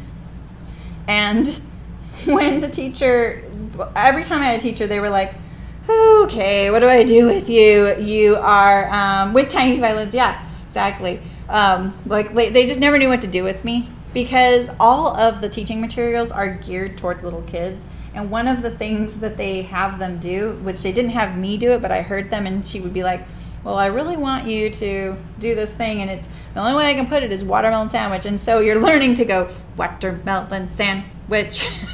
And I never had to do it, but it's been stuck in my head ever since. Okay, so you remember those points on the side seam? This is my only critique of this pattern. I've been wanting to see if this would happen. Remember when I was like, look at these points? This is why it doesn't matter if you add that point into the pattern, like it's gonna get cut off. Like I just kind of blended it in better on the other side, but right angles, people. Live and die by right angles. It was probably to add fullness to the bust, but it gets a little trimmed there, you know?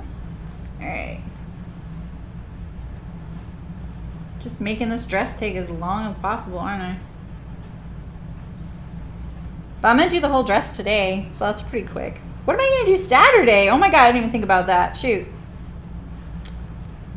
I was thinking about a sewing maintenance stream where I just get out all the things I have to do things on. Things I've sewn, things I haven't sewn. Maybe I'll do my my knit t-shirt. I haven't gotten that back out yet. All right, so I put my sleeve inside the armhole. I'm sewing on with the sleeve up. This is the sleeve. The whole armhole above the machine base. So you'd never have the garment underneath where you can't see it, no matter how good you think you are. Why put yourself through that? It's just not necessary. Sewing is hard enough, right? I'm so disappointed in my knife right now. I actually feel like this isn't a sharpness of the knife issue. It's because it's kicking the cut pieces into the knife area. That is a different issue. I don't know what it is. I don't know how to do serger maintenance. I do it on my thing, but I probably shouldn't. You know, I unscrew the bottom, take it off, and then I blow it all out, and then oil the moving parts. Because when I called to get it serviced, they were kind of far out, and this was a few years ago, so that's what I did instead.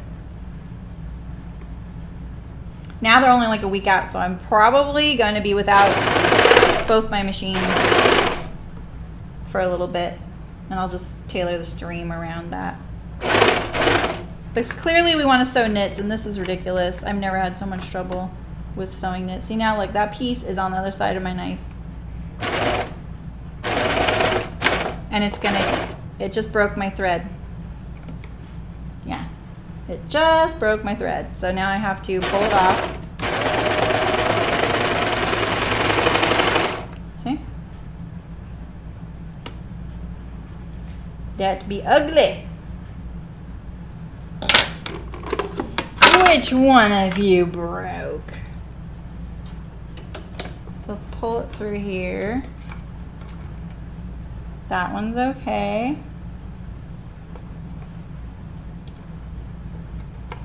And you are really tight. You're that one. Okay. Okay. Wait, why are you that one? You shouldn't be that one. Oh yeah, that's fine, that's fine. It's this one. Here it is, okay. Sorry, guys.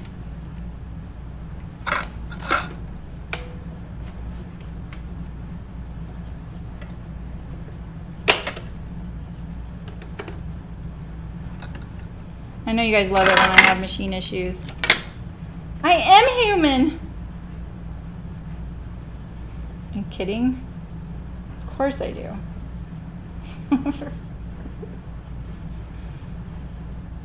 I've loved this machine. I really need to show it that I love it and take it in.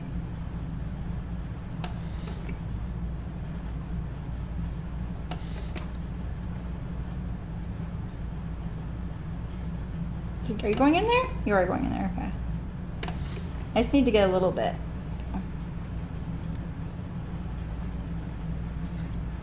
Watermelon sandwich. Did you have to do that, Miriam? Watermelon sandwich? I know it looks so hard, right? Wovens for life. No, I'm just teasing. I actually really like knit sewing. I just couldn't have the camera set up on these, so that's why I hadn't done it yet. I didn't realize my machines were gonna give me this much trouble. Is this scrap? That looks like scrap, okay. I'm so paranoid I'm gonna use a pattern piece, but I only have skirts left. See, that's that noise, that's the noise. It's not broken. First few times I was like, every time it kind of scares me actually. Let's see, I want all my threads under the presser foot best I can. Best I can, there we go.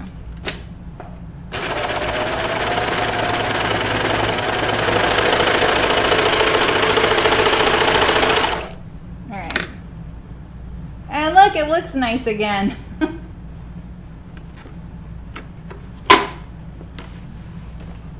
right, let's get this back going here. Maybe I fixed my knife issue. Maybe not.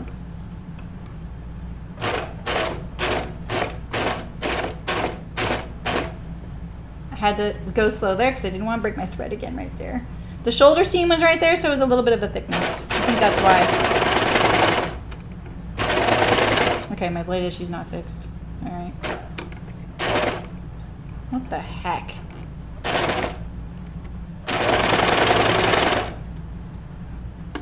All right, so I'm coming upon my beginning here. I'm gonna blend in.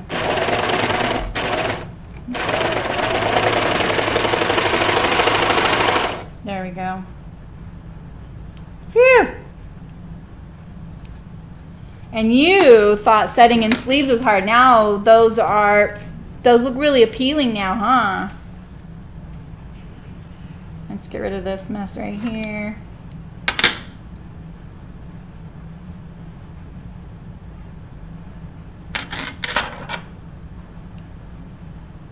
So, did you know that on a chain stitch, if you find the right thread, you can pull it and it'll just go brrr, like knitting? You can't on the overcasting. Some you can, some you can't. But on this, on this one, it would be this stitch right here. If you found the right spot, it would like all go. See, I don't find that very stretchy, but it won't pop. All right, her bodice. Looking cute.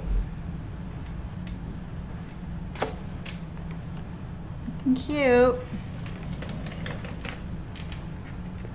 Can you see? Very cute, very cute. Let's put the skirt together. Side seams, waist seam and hem. No gathers. Easy peasy. No pockets either. But this is when you would put in your pockets. If you do the cutaway pocket, which I think would be the best one on this, especially if you can get use one layer of your regular fabric because it's going to show unless you want to contrast, and then just maybe a layer of a lighter weight knit if you can find one for the top pocket. That's what I would recommend. All right, so 5/8 inch seam. I'm just lining up my entire seam here. Just like this.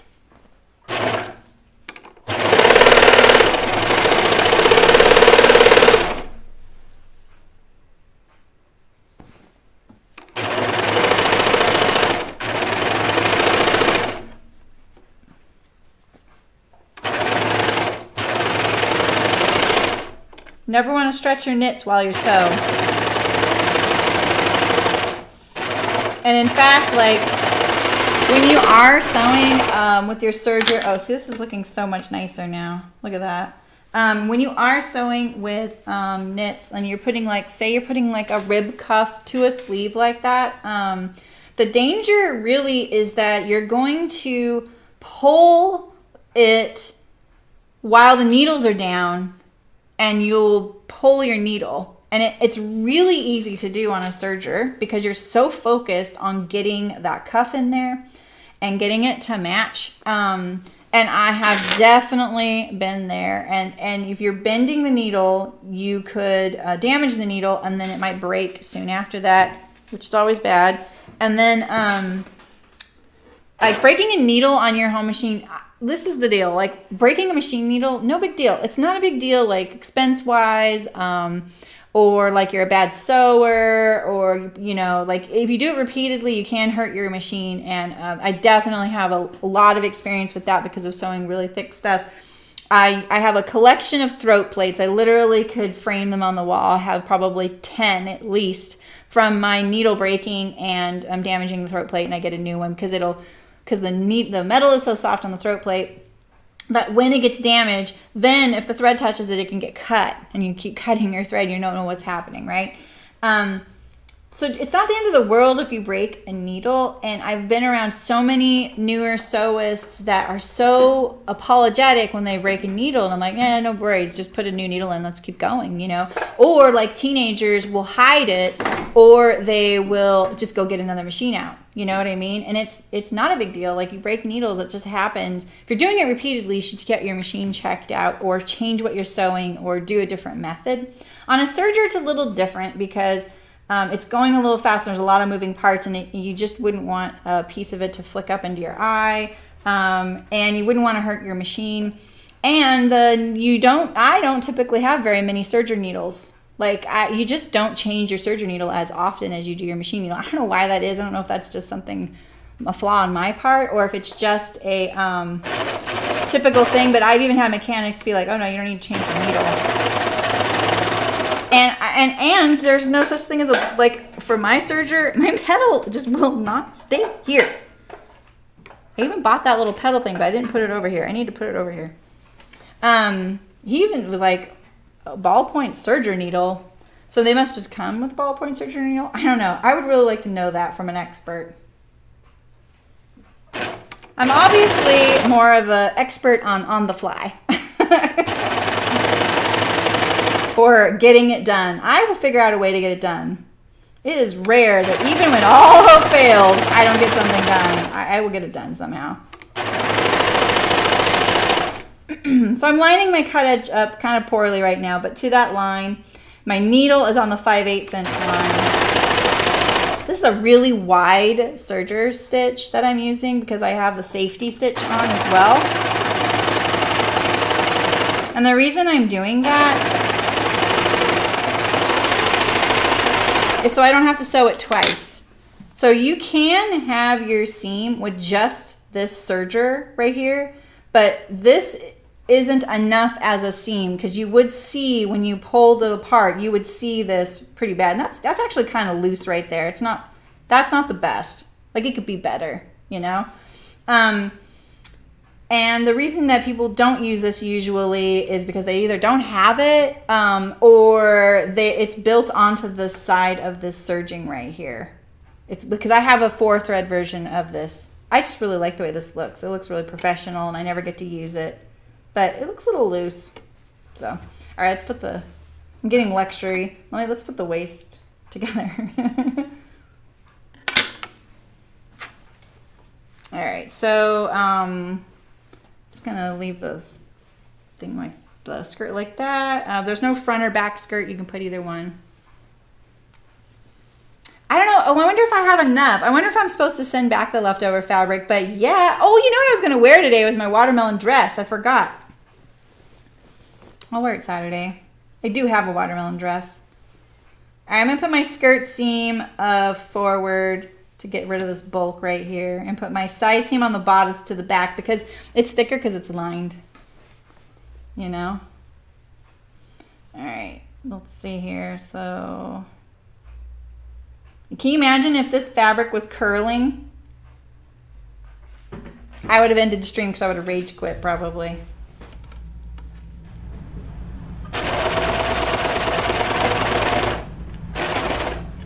All right, so now I'm gonna get it all arranged here, put my bodice and my ties inside of the skirt.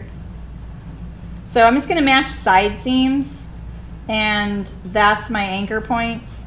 I think I did add a center notch right there, I did. And I added a little center notch on the skirt. So those should line up. You see my little notches there? I did that after the stream yesterday. I realized that when I was cutting it, I forgot to say, oh, let's add a little center notch at the center of the skirt, you know? Okay, you're gonna be a brat going over the seam, aren't you? Also, the blade is really recessed, you guys. This is really wide. The blade doesn't come out that far, just so you're not worried. There we go. Line up, please. There we go.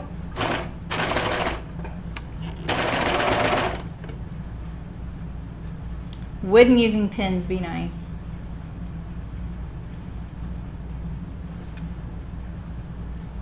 All right.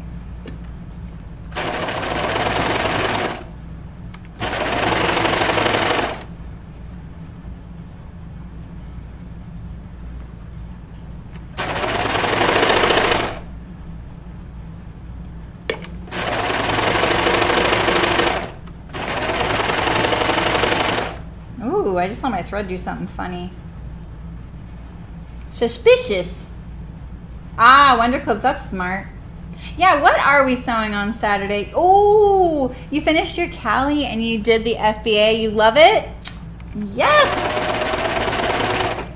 Yeah, I need to come up with a schedule. I have to say, like, it was really nice having that schedule for May with all the dresses, you know? It was actually really helpful for me. All right, I'm gonna scrunch all this away from the bottom edge of this bodice, and I'm gonna push all these threads where I tacked my ties. Actually going to, I'm not gonna clip them. I don't want them to flip up, so I'm gonna kind of make sure that they're in there. I'm really glad I'm sewing it with the top up too, because now I can see. I'm gonna line up the center skirt there.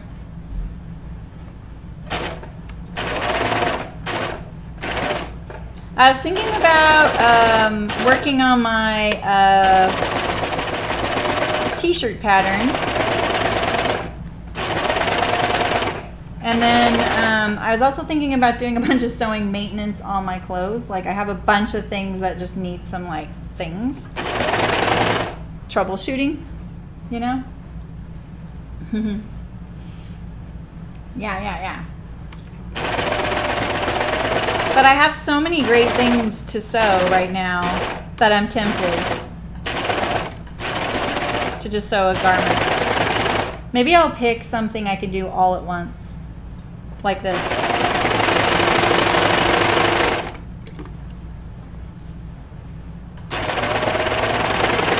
All right, so here you can see that's kind of at an angle. Now I'm going to line it back up.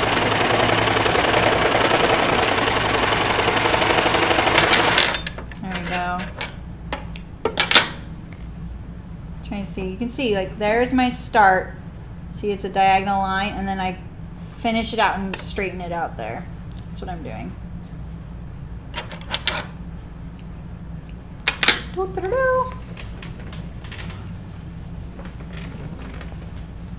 Yeah, let's see.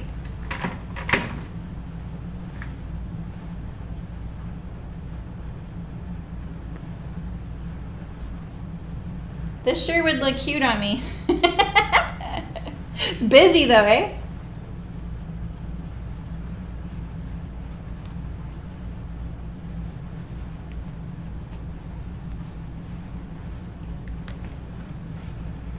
Very cute. Let's see how long it is. It's the length of my dress right now, so it's like knee length.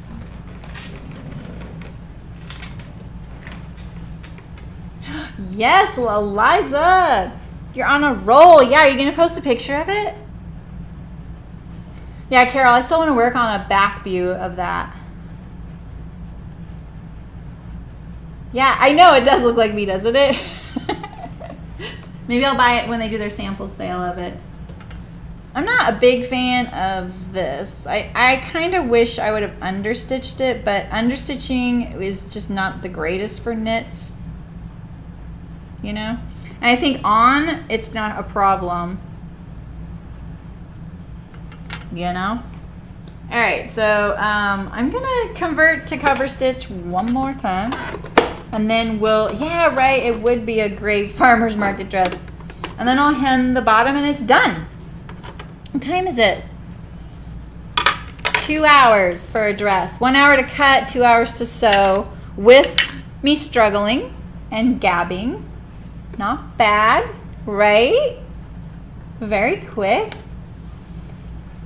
It's a little bigger because of the FBA added with. I really want to see a picture of it. You can do a flat lay of it if you don't want to wear it. And tag SSL SAL. I wanna see. I'm trying to follow all of you guys, so you should always tag me. I wanna see you guys. All right, what am I doing here? Let's look at the cheat sheet since you know, I'm on camera. I don't want to have to remember it. Here we go. Yeah, so needles up, her foot up. I move this one here.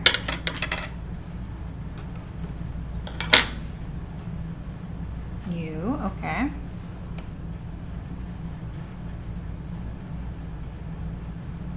That's fine, Eliza.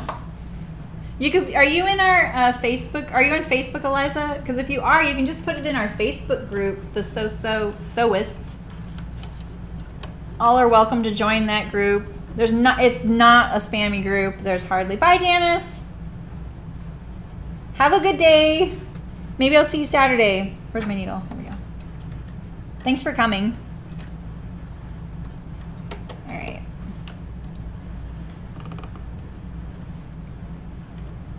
Oh, I'm unscrewing the wrong one. Okay. There's no needle in that hole. Oh. Your needle falls down in there. It's kind of labor intensive to get it out. All right.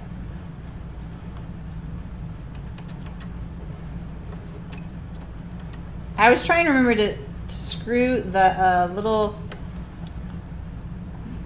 screw that was holding in my needle. I always try and tighten it before I start because I don't want them to rattle out while I'm sewing. Okay, perfect, Eliza. Yeah. Gosh, I need to check to see if anyone's asked to join that group. Oh, I feel so bad. I forget it doesn't show me that on the phone.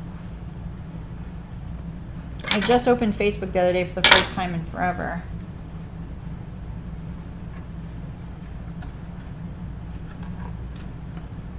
Some days I'll wake up and be like, okay, I'm going to start doing Facebook regularly. And then by 11 a.m. I forgot that I made that declaration to myself, you know? So, all right, I want this and you. And the sewing table. And I don't need these two threads here.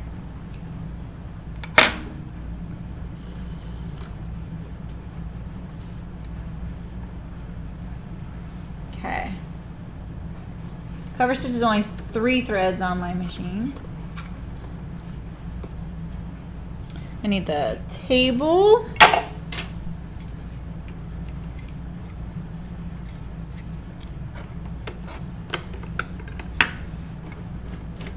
This, and then it all stays down. Cover back.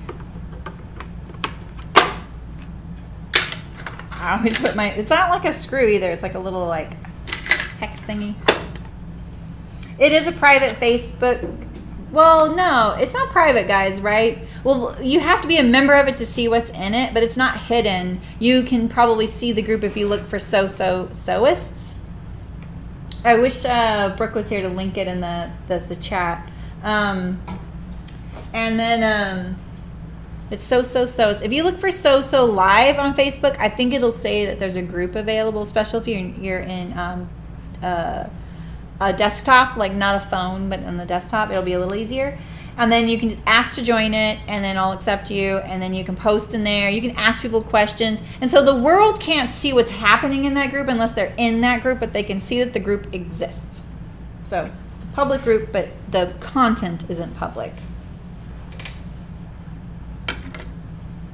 All right, so when I'm going to cover stitch, you see this little juncture here. I'm going to smooth this out because remember, my serger's not going to trim that edge, so I need it to look nice going into it.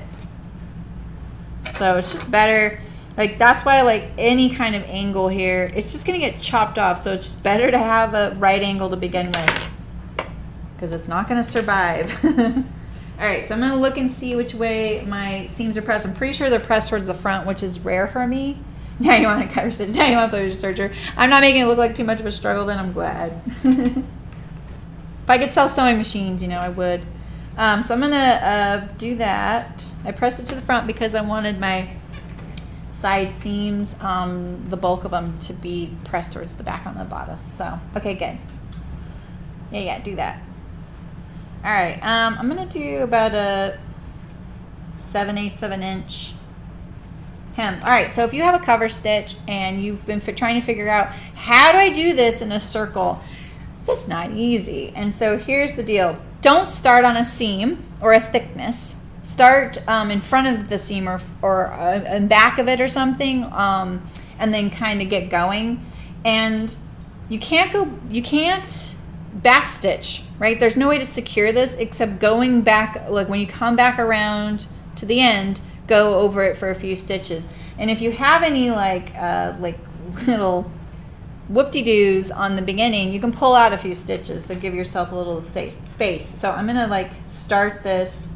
Let's make sure that this is the back of the dress.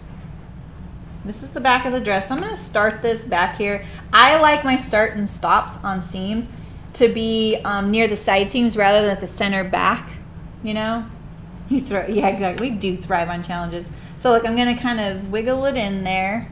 I'm gonna put the camera low so you can kind of see what I'm doing there. So I'm gonna, you have to do it from the top. You know what, actually, let's sew a test first. What am I thinking? I keep throwing my little pieces in here. What am I thinking? So let's, wrong machine. That is why we turned off that machine, you know.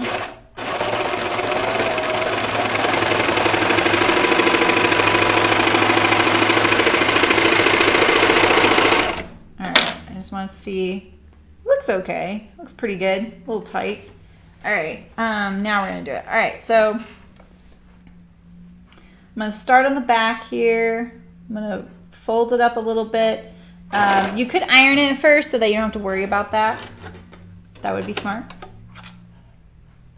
I don't have my iron camera set up, so because I'm kind of like I'm where the iron would sit normally.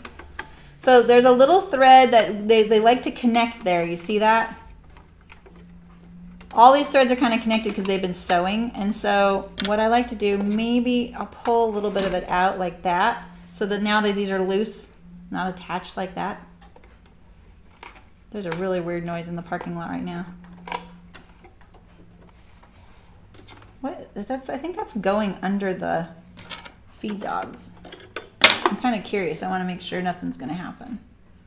Okay, I'm going to hope that's okay. All right, so let's turn this up a little bit.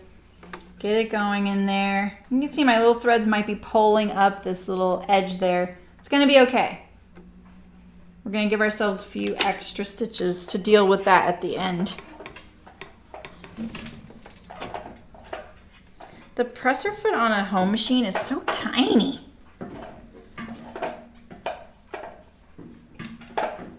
Okay. All right, so let's get a few stitches. So I'm just kind of fold these up a little bit. Now this thickness here is going to be an issue. It's just going to be an issue. It's just how it is. So I like to get it going, and then when I get there, I gently pull my machine along. Like nothing to see here. We're going to keep going. There we go. I line up my needle with this cut edge right here.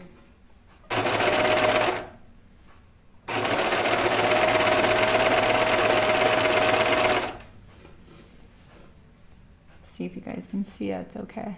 Yeah, so I'm lining up my needle right there. The left needle, the far left needle goes there.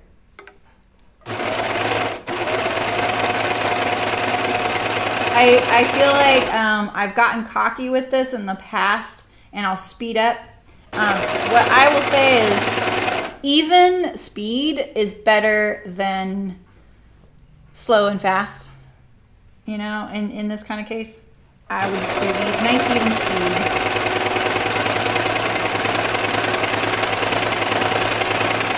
The fact that this machine can convert between a serger and a cover stitch already makes it not ideal for either, in my opinion.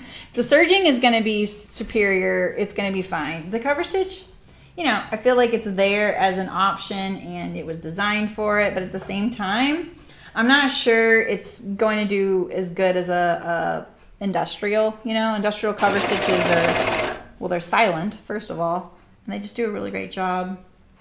And cover stitch is not to be confused with flat felling, okay? Oh, I see what's happening here. What's happening is my camera is bumping up against the thread stand. It is really darn cheerful, isn't it? And so different than what I usually pick, huh, Nancy? Everything I pick is blue. Let's see how it's looking. So here we go. Not bad. So look, I got off the edge a little bit. That's fine. You'll see that in ready to wear stuff too. See right there's a little bit of torquing. That I don't usually get, and it's probably because it's right after this thickness. See that? It was a little angry right there. Your machine might handle thicknesses better than mine. Yeah, you can mimic a cover stitch. Miriam said, have I talked about mimicking a cover stitch with a twin needle? You can. The thing is, it's not a cover stitch, and it will not function as a cover stitch. It will pop.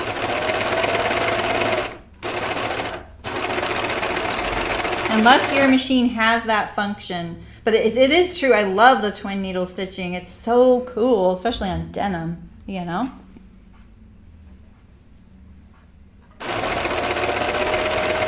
It's better to use those stitches that they come with.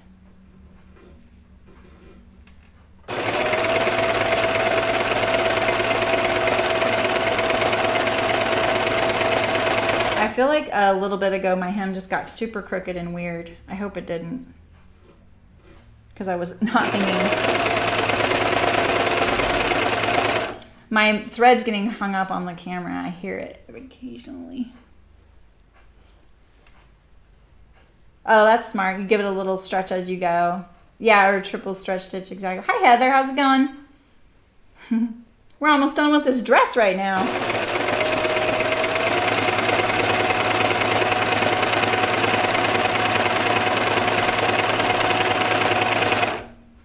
Alrighty.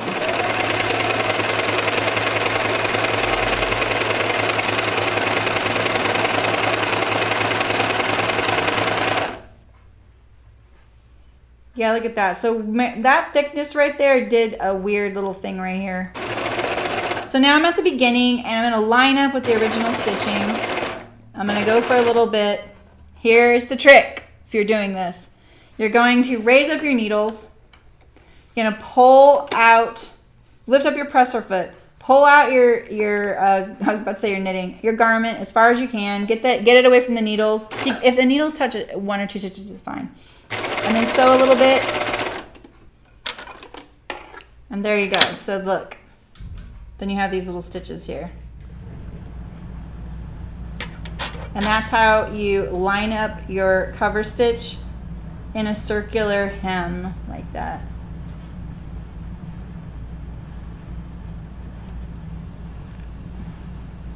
Ooh, I think I just pulled it. Did I really just pull it? Oh no, I didn't. Okay. It's like, what? That's unfortunate right there. Okay, let's look it over. Looks pretty good. That's where I got off right there, I think.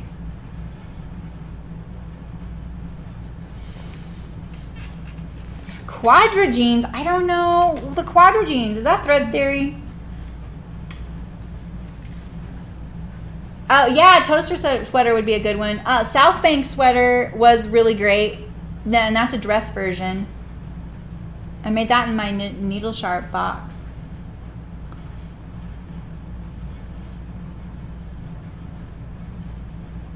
You love your cover stitch? Yeah, mine's acting up.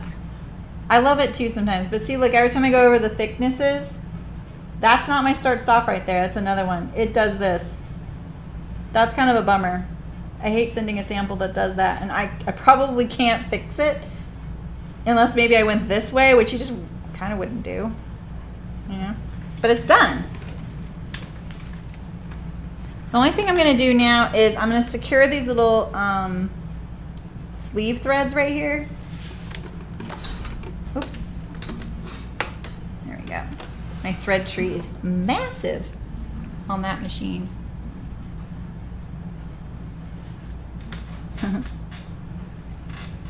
Oh, Father's Birthday Day Sale. That's, oh, yeah. Yeah. Who's the Quadra jeans? Is that a thread theory? That sounds familiar.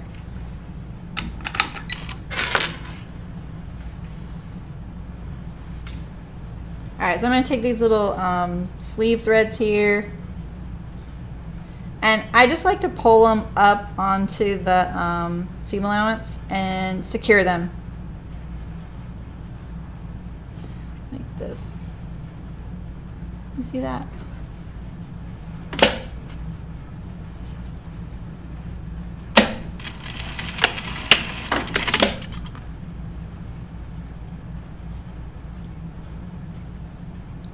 Oh, did I catch my sleeve? Oh my God, I caught my sleeve.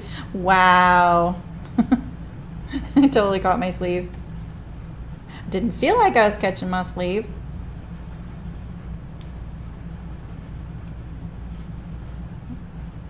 There we go. Let's do that again. It's so close. It's so small. The underarm is so tiny. There we go. That's better. It felt a little thick, but I just thought it was thick. No. Yeah, thread theory, okay. Bye, Miriam. Thanks for coming. You have a Triumph. I've never used one of those machines. That's cool.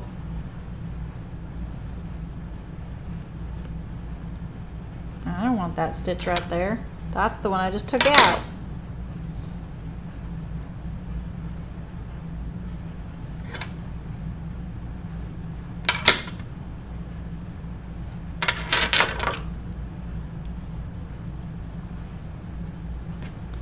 Alright, let's see, there's my other one right here. Look at that, yikes. Let's pull as best we can over here. I didn't leave myself much to do this with on this side. Pull. My fingernails sometimes just works really great. You know? Kind of want to go on the other side. Okay, let's see.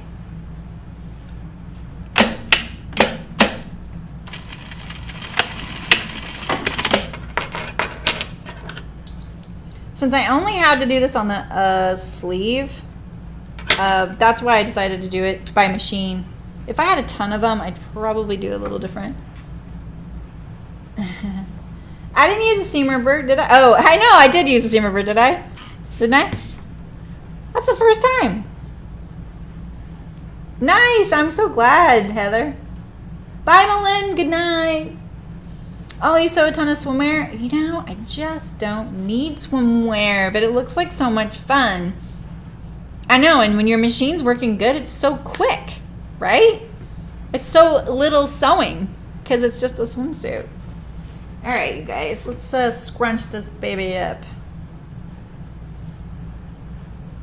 So my last thing I need to do, because I forgot to sew across the ends,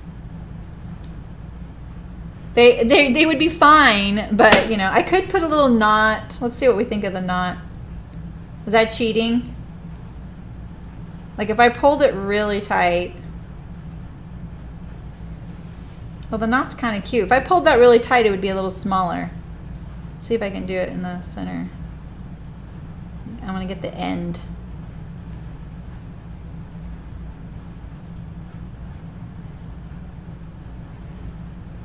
What do you think?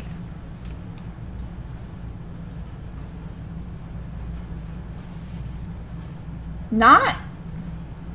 Or no knot? Just tie them. Oh, I said okay. No. No, I just caught a little bit. Underwear.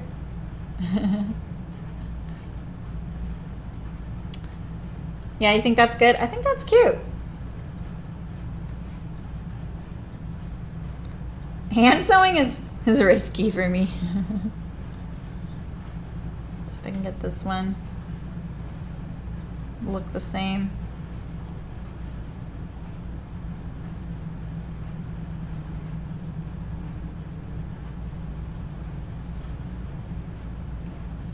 Oh, I did pop a stitch there. Ooh, pulling too hard.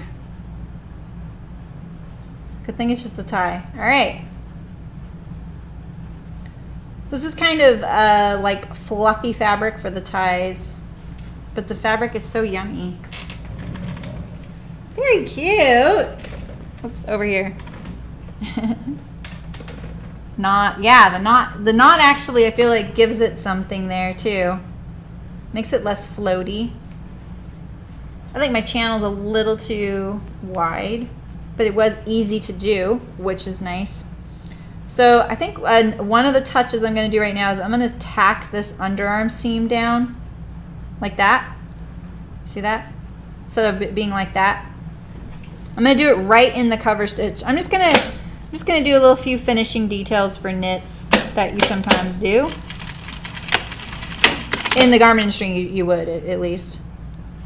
Start inspecting your knits. But see, yeah, doesn't that look nicer? It's flatter.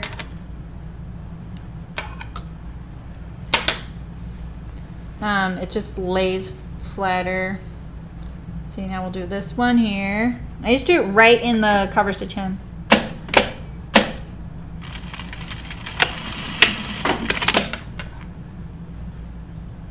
Like this. I'm gonna try it on for sure. I will, Carol. It's my size, supposedly. The ruching in the front is really cute. Check out the hashtag, Heather. Lucida Dress, Lucida dress, and there's some really cute ones, and it looks really cute on everybody. Yeah, it is an industry thing. It's not funny. It's a nice touch. My cover stitch hems, not so much a nice touch. Did I just see a thread there? I don't think so. Okay. Side seams don't match perfectly. So one thing I notice when people are wearing this is it pulls up the front skirt. See how it's pulling up the front skirt right here? So if you're making this on your own, you don't like that, it's cute, but see what happens to the hem? You might want to dip the hem down a little bit, and then you can always try it on, ruche up your front the way you think you're going to wear it the most, and then trim your hem to be straight across. Because I did notice that a lot on people. Or you could add it right here at the front top of the skirt. Like a proper garment, that's where you would do it. Yeah, I'm gonna definitely try it on, and I'll take a picture and post. I'm not gonna go get changed right now. Hope you guys don't mind. I think that's a little too brave for me. All right, let's see. if I can make some room to see it though. It's cute. Watermelon sandwich. We finished the edges right here. Pretty good. A little thick. But this is nice. It goes into the seam, right? Otherwise, it would be raw. That makes it even saucier. Juicier. Little cap sleeves. Awesome. The Lucida Dress by Friday Pattern Company. So thanks, Hearts, for the fabric and the pattern. I think we all really like sewing this. We love looking at this cute fabric. Definitely, like, going to Hearts actually made me remember how much I like fun prints, because I really love novelty prints. If you knew me as Chicken Boots, you guys know I like prints. Just because I don't sew clothes that look like that doesn't mean I don't like them. Yeah, right, Heather? Exactly. Yeah, check out the hashtag. Yeah. And, but going there reminded me that I do need a few more novelty prints in my life, because I feel like I swung way away from them for my own sewing, because I felt like it looked home sew because of some of the prints that were available just weren't as cute as they are now. Now there's just such amazing, cute, you know, prints.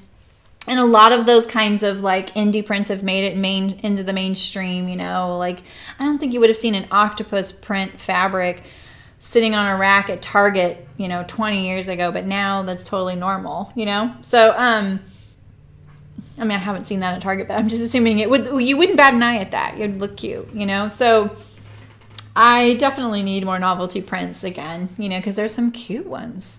And I love them. I use them for Chicken Boots all the time, right? So, and it'd be fun to do some of them. I made some of them into my own clothes, like that swallow dress in the Amelia.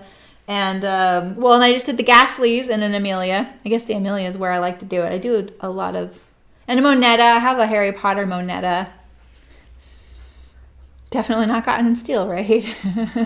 So, well, this was really fun. I really enjoyed this. I hope we I hope we get more sponsored streams. It's really fun for us to get to do something totally different. Maybe something I wouldn't have known about, a fabric we wouldn't know about, and do something totally new. And I'm going to get my machines tuned so we're more prepared for knits. That's for sure. So, ooh, yeah, a Kalo and a monkey print. That'd be so cute, Nancy. That'd be really cute on you. That would be really cute. Yeah, I need more novelties. And, you know, they're not all on quilting cottons anymore here. That was the other deal. It's like I would make something cute and it would be on quilting cotton. It would be boardy and stiff and I wouldn't want to wear it. Now they're printing that on like a lawn or you know, even a voile, and it's fine. Like, look at my Cali shirt dress. You know, that's not a novelty print, but it is definitely unique. So, cool. So what should we do Saturday? Let's see. I have a huge stack of fabric over there. Can you see my huge stack of fabric? That's the end of it. I have my oh, you know what I was thinking actually is I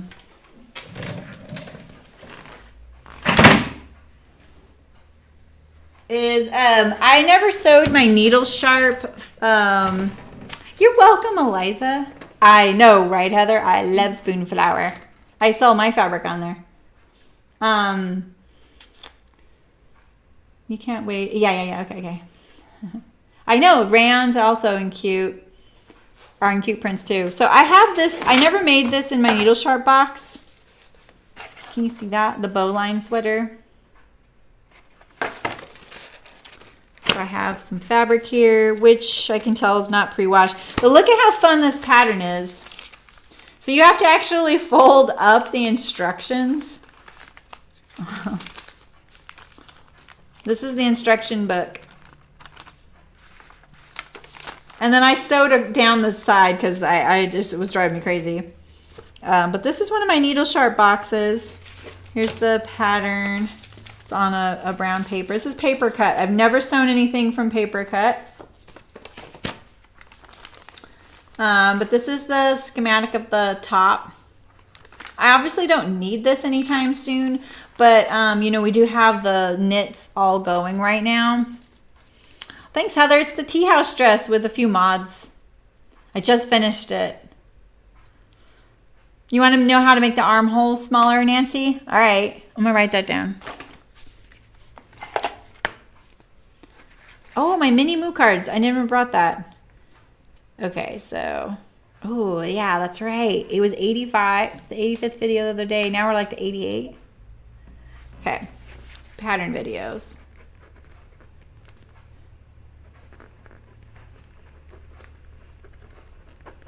All right. Trying to write these things down from now on, you know? I know, Nancy. I know. It was a little funny. I was just like, okay, I have to see how this goes. And it's funny that, like, I don't know why, but I feel like this is the back and this is the front of this, but it didn't work out that way for me. Yeah. It's cute, but I wouldn't want to do this every time.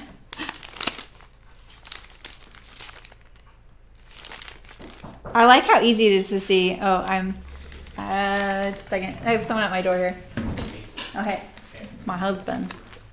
They're going to want to see you. Oh, yeah. Yeah, you should come and say hi. Okay. I was just about to wrap it up. Paste that on my hair. Yeah. This is my husband, Michael. That's my camera right there. Hi, everybody. That's my chat over there. Oh, yeah. They'll see you in a couple seconds. It's like a 10-second delay, you guys. I don't know. Oh, yeah. So we just finished a watermelon dress. Nice. This was my sponsored stream. Very appropriate. Yeah, see? He said very appropriate. Yeah, so we're just trying to decide what to do next. Cool. All right. So, all right, guys. I will see you Saturday. I'll figure out what I'm gonna do. They're saying hi, husband, and we'll figure it out. So, thanks for coming, and I'll see you guys soon. Bye. They're all saying hi, husband. Hi, Michael. See you right there. Bye, guys. Thanks.